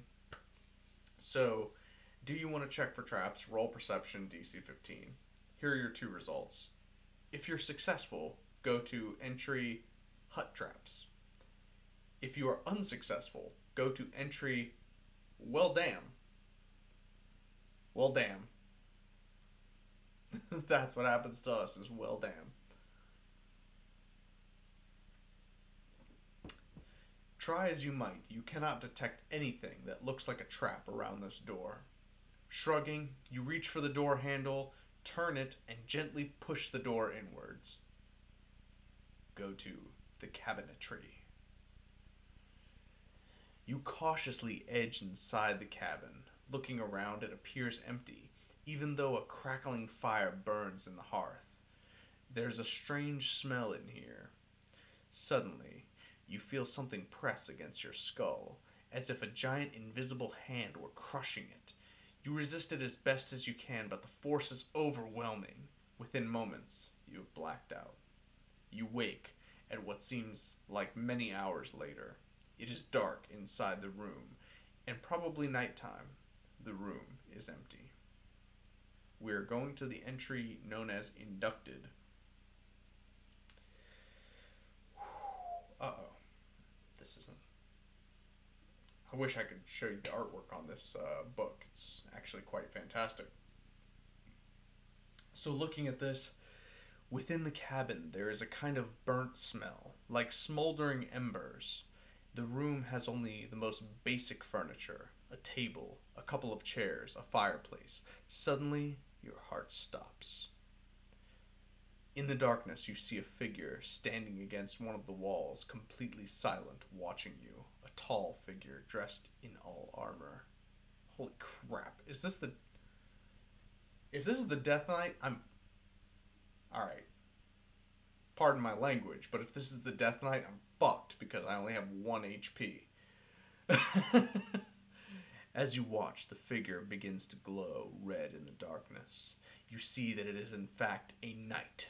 A sinister-looking tower of a knight, holding a huge greatsword that shimmers with an unearthly radiance. The Death Knight? Let's see what we're dealing with here. Feeling a cold sweat break out on your brow, you feel for your weapon. No, that's gone, as are all of your supplies. Do not bother searching for your weapon, mortal. A voice booms. It must be the knight's, although it seems to come from all around you, rather than from his direction. Listen, mortal, and listen carefully. The voice booms again. I have a task for you. There is a knight who claims ownership over the forest. A warrior who, like myself, is not of this realm. A chill travels up your spine. The voice is deep, booming, but hollow and devoid of life. I guess if we're putting this in the context of Skyrim or the Elder Scrolls, Morrowind, this would be like a Dremora. A Dremora churl, or whatever the... In Oblivion, there was like various different Dremora that you could encounter. A chill travels up your spine. The voice is deep, booming. Oh, we already read this. Who could this be then, if not the Death Knight? My followers call me the Blood Knight of Kiransele. I am a follower of Kiransele, the Dark Goddess, enemy of Lolth and Orcus, the vengeful Banshee. Wow. Well, so it's worth noting here. If I'm a Dunmer, and this guy's an enemy of Lolth, in the D&D 5e Forgotten Realms, Lolth would be the Spider Queen, the Queen of the Drow, which are the D&D version of Dunmer. So this guy probably doesn't like me based on the color of my skin, so that kind of sucks. But these names make your blood run cold. You had thought that the cult of Kiran Saleh was long dead. Their deeds are detailed in ancient histories, and they're responsible for numerous atrocities throughout the ages. My followers and I will see the mother return to her former power, and we have chosen this wood of Weathercoat as the point of her arrival. It is aligned with the unseen stars and the nodes of power that exist in this land. It is a small but potent place. Man, I need to lay off this voice because it's killing me. But this one who they call the Death Knight, he must die, mortal, as you have been chosen by the goddess, the bringer of his demise.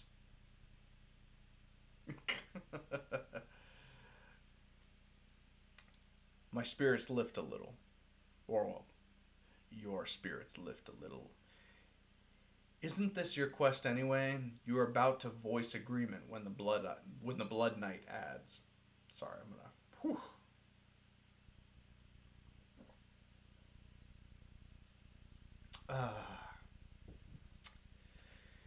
You're about to voice agreement when the blood knight adds. And as a reward, you will become my most exalted follower, my general, who shall stand beside me in the glory as we return the goddess Kiran Saleh to her rightful place as the ruler of this land. This part you are not so much in agreement with. You are stunned into silence. But the blood knight continues. Does he have to continue? This is brutal, man. You must leave this place now. He walks forward, taking a couple of massive steps toward you, and red sparks skitter out from his feet as he walks. Do not be afraid, mortal. I am Murkbrood, made from the embers of this cremated dead, and this weapon is of the Murk as well. I don't know what any of that means. I'm gonna be honest with you. From some unseen place, the Blood Knight produces a longsword, glowing with red light, as if embers burn inside it. This is known as the Sword of the Goddess's Wrath. And you will use this to slay the one known as the Death Knight. You must return before dawn. If you refuse any part of this task, you will be pursued to the ends of the world.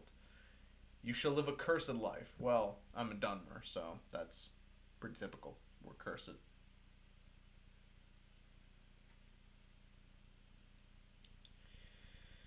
You take the sword in your hand. It pulsates with a volatile potency. It almost hurts to hold. The dark energy runs up your arm, and you feel it creep into your very soul. What is your response to the Blood Knight? So you can say, hell yeah, I can do that, but the whole becoming your general thing, you know what? Let's go ahead and take this guy up on his offer, because I don't think that we're in a position to fight. At these words, you hear a crackling sound, like logs moving in a fire. And through the Blood Knight's visor, you see the twisted shape of a hideous smile made out in embers, like a thin line of fire. You stare in horror. Excellent, mortal. You have pleased me well. He would complete this task himself, but until the goddess's arrival, he cannot risk standing in sunlight. As soon as Kiran Saleh comes, she will grant him physical form, but until then, he has to stay in this hut, presumably. Okay, so if you were frozen by a spell, you are now released from this. We weren't frozen by a spell. I wish that was kind of made... I wish that was made clearer, because I would have dipped out a long time ago. This guy's a nut job. Alright, you stand, and as if in a trance, walk from the cabin. There, in a small pile outside the door are your belongings. You quickly check them. Yes, everything is there. Sweet. Yes, everything is there. You wonder for a second if this was all a dream. But then you feel your newly acquired sword, and yes, it is still there. I think it's very unlikely that I'm going to be using this sword because I'm a warlock. Whatever. Quickly you turn, open the door, and peer inside again, but the hut is now empty. The Blood Knight is gone, and the table and the chairs are overturned and covered in cobwebs and dust. What? What just happened? Alright. So we're going to have to add something to my inventory here. It is the Sword of the Goddess's Wrath. Against normal creatures, this functions as a longsword with a extra d4 fire damage. This is pretty... It's a +2 longsword? Alright. So +2 longsword. That has 1d8 slashing plus 1d4 fire. Sweet.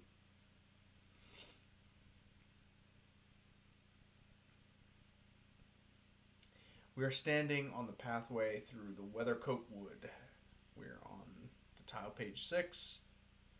As you see here. I guess we're going to go south. I mean, that's really all we can do.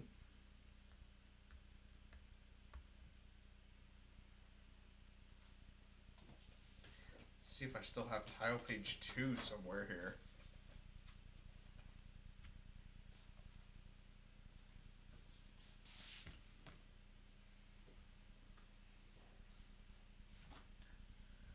All right.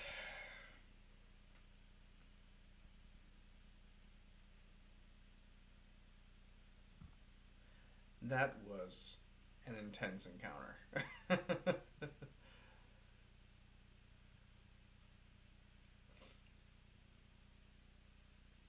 Not what I intended for this particular quest.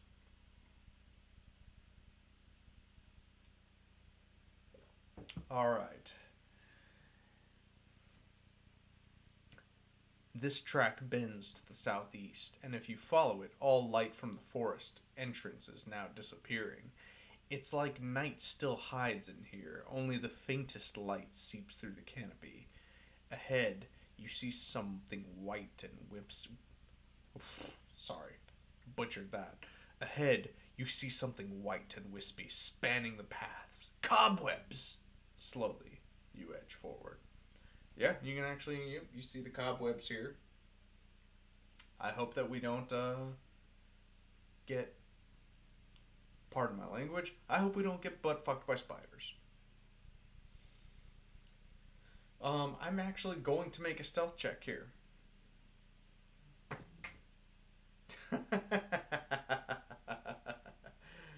And that's my second crit fail of the night. Awesome. So that's 2 crit fails, and we're going to move forward.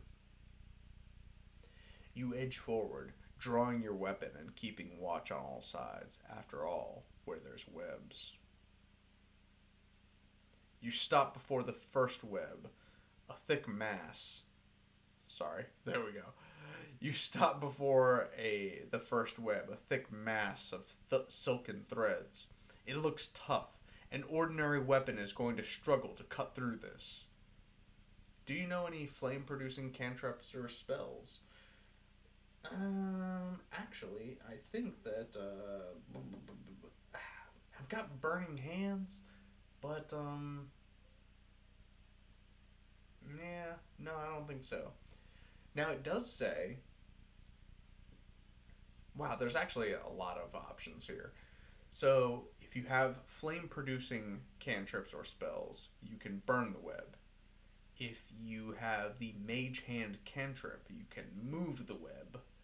If you have the Thunder Wave spell, you can thunder the web. And if you try to use ordinary fire, you can burn it. If you try to slash it, you can slash it. Or you can throw something at the web and see what happens. Well, as it turns out, I do in fact have the Mage Hand cantrip. So we're going to go ahead and cast Mage Hand. We're going to go ahead and move this web with our Mage Hand. You conjure the spectral hand and direct it to start clearing the webs away. However, this task proves beyond the magical appendage. What the Alright. These webs are well made and are not moving easily. Well, that's a big old tease. Well, we failed our stealth check, And so the two options here are if you made a successful stealth check, you can go to MC Stealth. And if you did not, you go to, quote, oh no. The mage hand moves in amongst the webs and begins trying to gather the gossamer strands on its fingers, but no luck. It does not have the power to shift these threads, which are quite strong despite their thinness. Suddenly you feel something pounce on you from behind.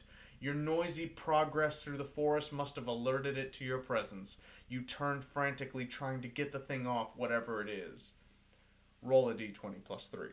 Alright, well, hopefully we can get a better roll on this than I've had for most of the night. That is a 9 plus 3, so we're at 12. If the result is higher than your AC, yep, 13 is definitely higher than 12. So we're going to go to Surprise Crawley entry. Roll 1d6 plus 1, then 2d6. Well, let's do this here. 1d6 plus 1, that's 2.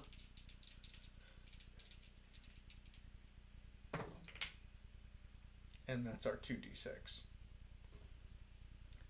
You feel something biting into your neck and the burning sensation in your skin.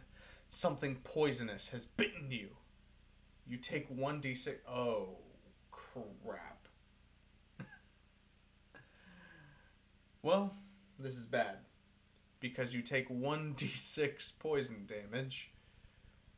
And if you fail, you take the full damage. If you succeed, take half. So we're going to keep these right here. And we're going to go ahead and take our 3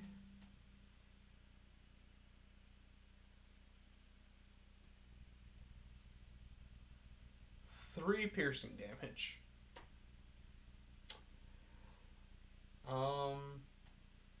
Okay.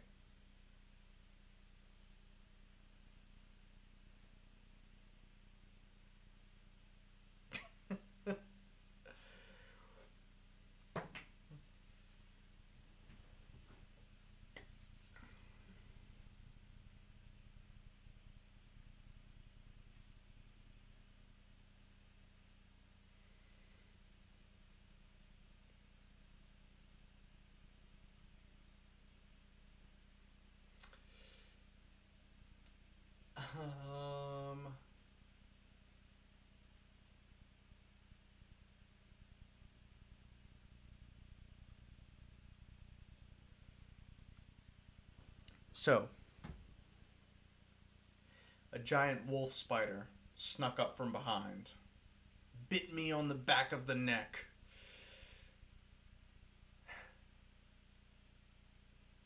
and dealt the final 3 damage that I had left. Here endeth your adventure, it says. But this doesn't have to be the end. Why not take another stab at this? Go roll up a fresh PC and try again. There might be other things unexplored in this adventure, and surely Derek Brumont deserves a second chance. Thank you for playing the Death Knight Squire.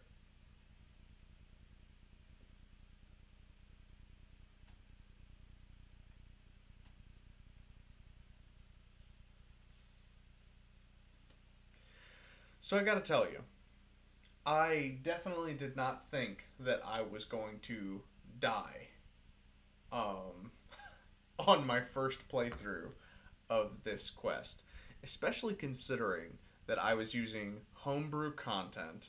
I was playing as a dark elf from the Skyrim universe, and I don't even know. I got killed by a freaking spider.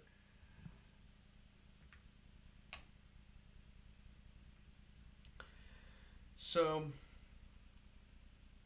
hopefully that wasn't too much of a spoiler. Honestly, I don't think that that was much of a spoiler for the Death Knight's or the Death Knight Squire. I'm sorry. So let's rewind a bit. Sorry, one too many mugs of ale. So there wasn't a whole lot of spoilers going on here in my playthrough of the Death Knight Squire. I kind of meandered through the woods a little while. I fought some kobolds, I fought a skeleton, and then I ran into a wolf spider that killed me. So, this might be something that I revisit again. Again, this is my first live stream, so forgive me if I look terrible and if this did not go according to plan. This is the first time that I've even looked at this adventure. So if we let's look at the positives here because I'm dead. The positives are I can tell you that this adventure is fantastic. Go to DM's Guild right now and go buy the Death Knight Squire on DM's Guild. I put a link in the description below. Let me make sure that it's still there. Yes, the Death Knight Squire. The link is in the description below. Go download it and go play it. Now, here's my advice for you.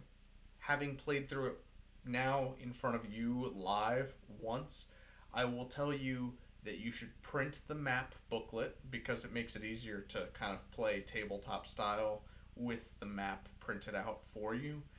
But use the PDF that's included because the PDF has live links included in it so that when you go to make a particular decision, you can just click the link and it'll take you to the PDF document location where you actually make that attempt, right? So, yeah, no, I think that's definitely the way to play it because that's how I've played it here. Obviously, I didn't do so hot.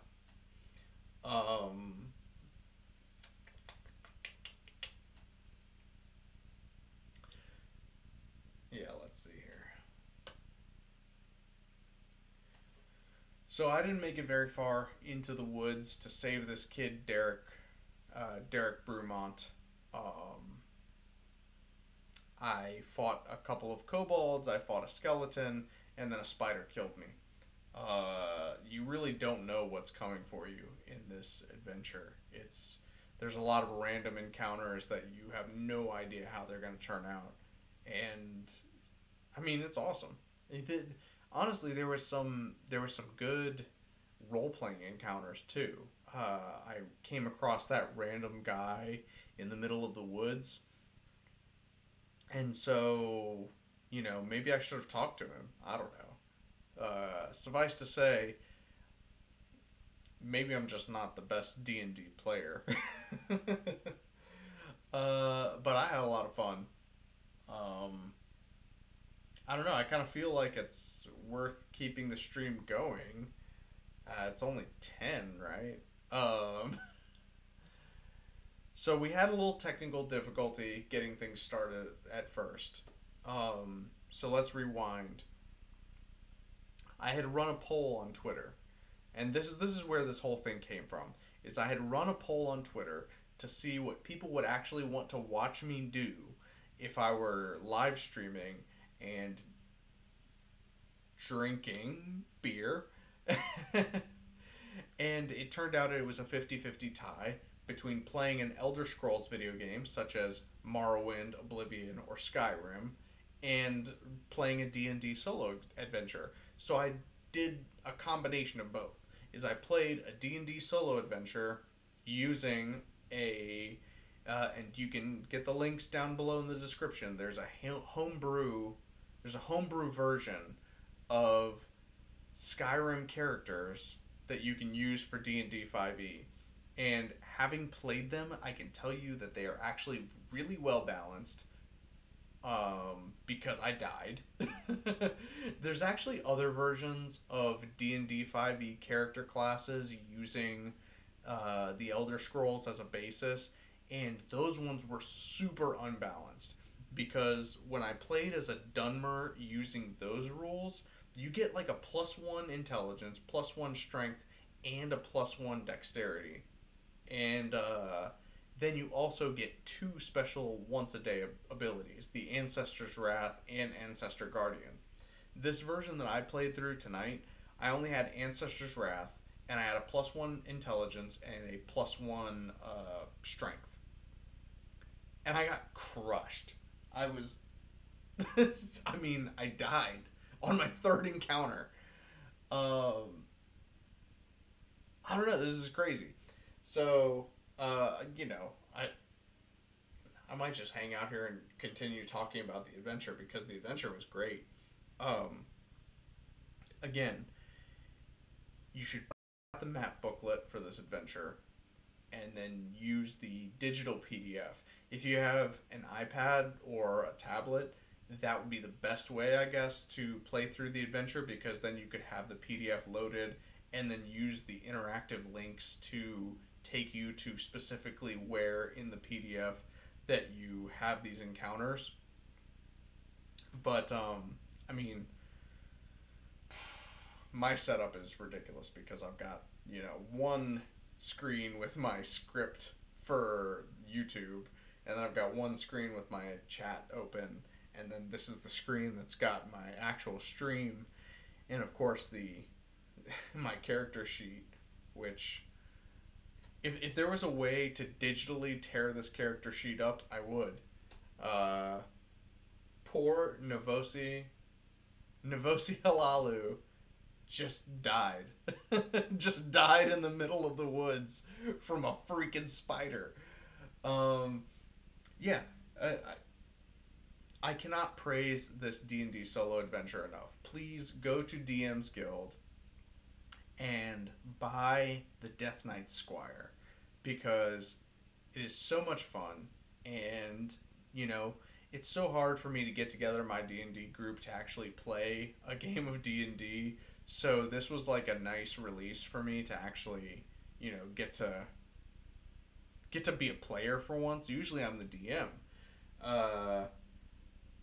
And it, you know, I thought it would be a fun little experiment to play as a Dunmer from the Elder Scrolls, but apparently it didn't play out well for me. What else can I say? What else can I say about this? I will say that well, I mean, let's pull this stuff up here. I wonder if we've got. So I'm going to go ahead and pull up the Elder Scrolls playable races that I used here. Yeah, you can see it down there where my character sheet was. I want to, you know, pay credit to the guy that wrote these things, whoever it was, because they did a fantastic job. You know, they matched the PHB for D&D 5e really, really well. Yeah, my first time doing anything like this. So, yeah, and here's the thing is, even the creator of these custom races for D&D 5e says, you know, hey, these aren't perfectly balanced, but I'll tell you what, it was pretty balanced for me.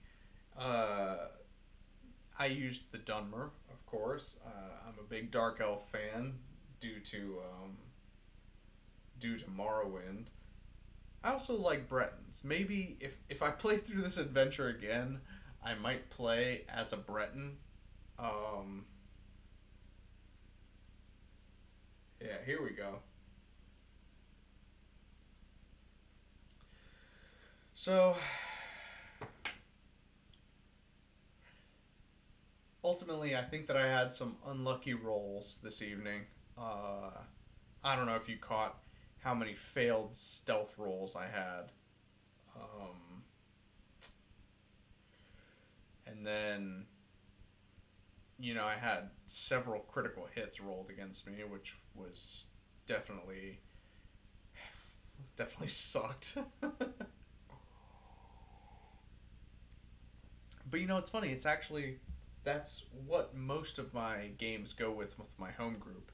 Is as a DM, I roll terrible, and my home group will tell you this.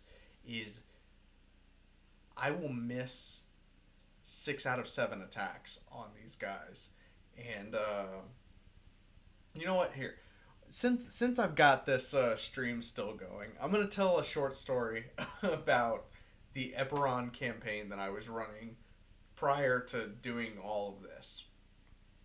I was running an Eberron campaign, and I was using the Eyes of the Lich Queen pre-written module, right?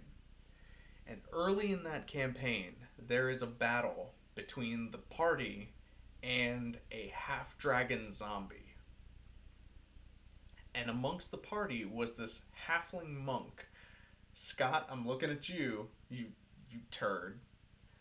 So, when the half-dragon appears, he uses the Frightful Presence ability, right? Scares everybody. And the 2 other players in the party were frightened for 6 rounds, stunned for 6 rounds. So I was thinking, I've got 6 rounds to wail on these guys. And Scott, playing as the halfling monk, stun locked my half-dragon zombie and nerfed him. Just murked him. Right. Everyone else, it was like their turn would come around, you're still stunned. And in 5 turns, he just murked this bad villain that I was supposed to take them out with. So, and it was just because of my poor rolling. So, typically speaking, the worst D20 roller. I think that Will Wheaton has a higher roll average than I do. But, oh man. It's ridiculous.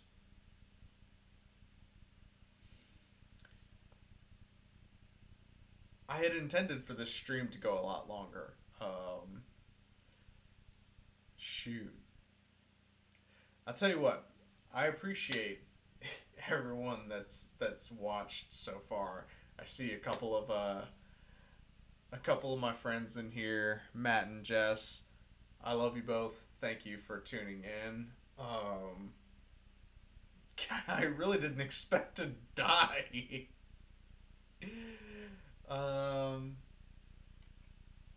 So I guess with that, I mean, we gotta close it out, right? I've been streaming for a couple hours here.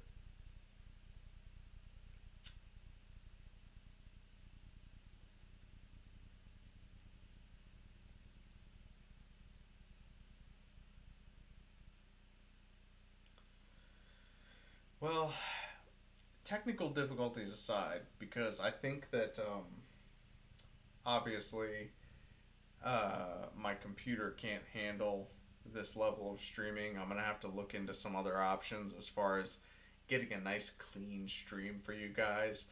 Please let me know in the comments below on this video what you think I could add to this.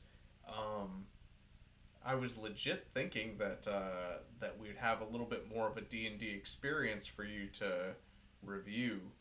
I didn't think that I was gonna die.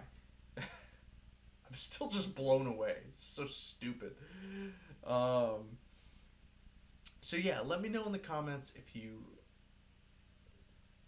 I mean, there wasn't much to enjoy here, but if you do like the live streams, if you think that I should buy a better computer so that I can live stream more and do these kind of D&D solo adventures, please let me know, because it's something that I would totally do. I had a lot of fun tonight, and I hope that you guys enjoyed me acting like a dummy. And it's tough because you never know what's going to happen. You really never know what's gonna happen when you're playing D&D live in front of, all two people that are watching this stream. So, um, yeah, let me know what you think down in the comments below. And if you think that I should try to do more live streams, if you think that I should try and get a better rig so that I can live stream without so much lag, yeah, I'm open to suggestions. Please, if you will, let me know what you think of the channel.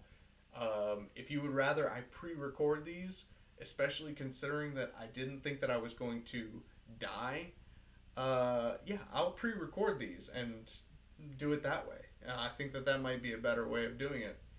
I still want to do some either live streaming or pre-recorded episodes of my home group of D&D, and hopefully I'll post those to the channel soon. What do you think, Bubba?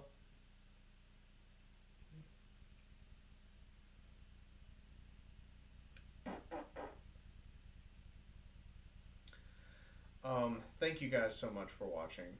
I know it's been a longer stream than I anticipated. Uh, Again, please use D&D Beyond. D&D Beyond is a fantastic toolkit. Even if you don't use any of the premium features, you can upload your own versions of classes and races and things like that. Again, I created the Dunmer race in D&D Beyond. Pardon me. Go to DM's Guild and check out this adventure. I think that you'll have a lot of fun doing it. Honestly, there's so many random encounters in the adventure that I think even watching my spoilers, it's still an adventure that you could have a lot of fun with. And finally,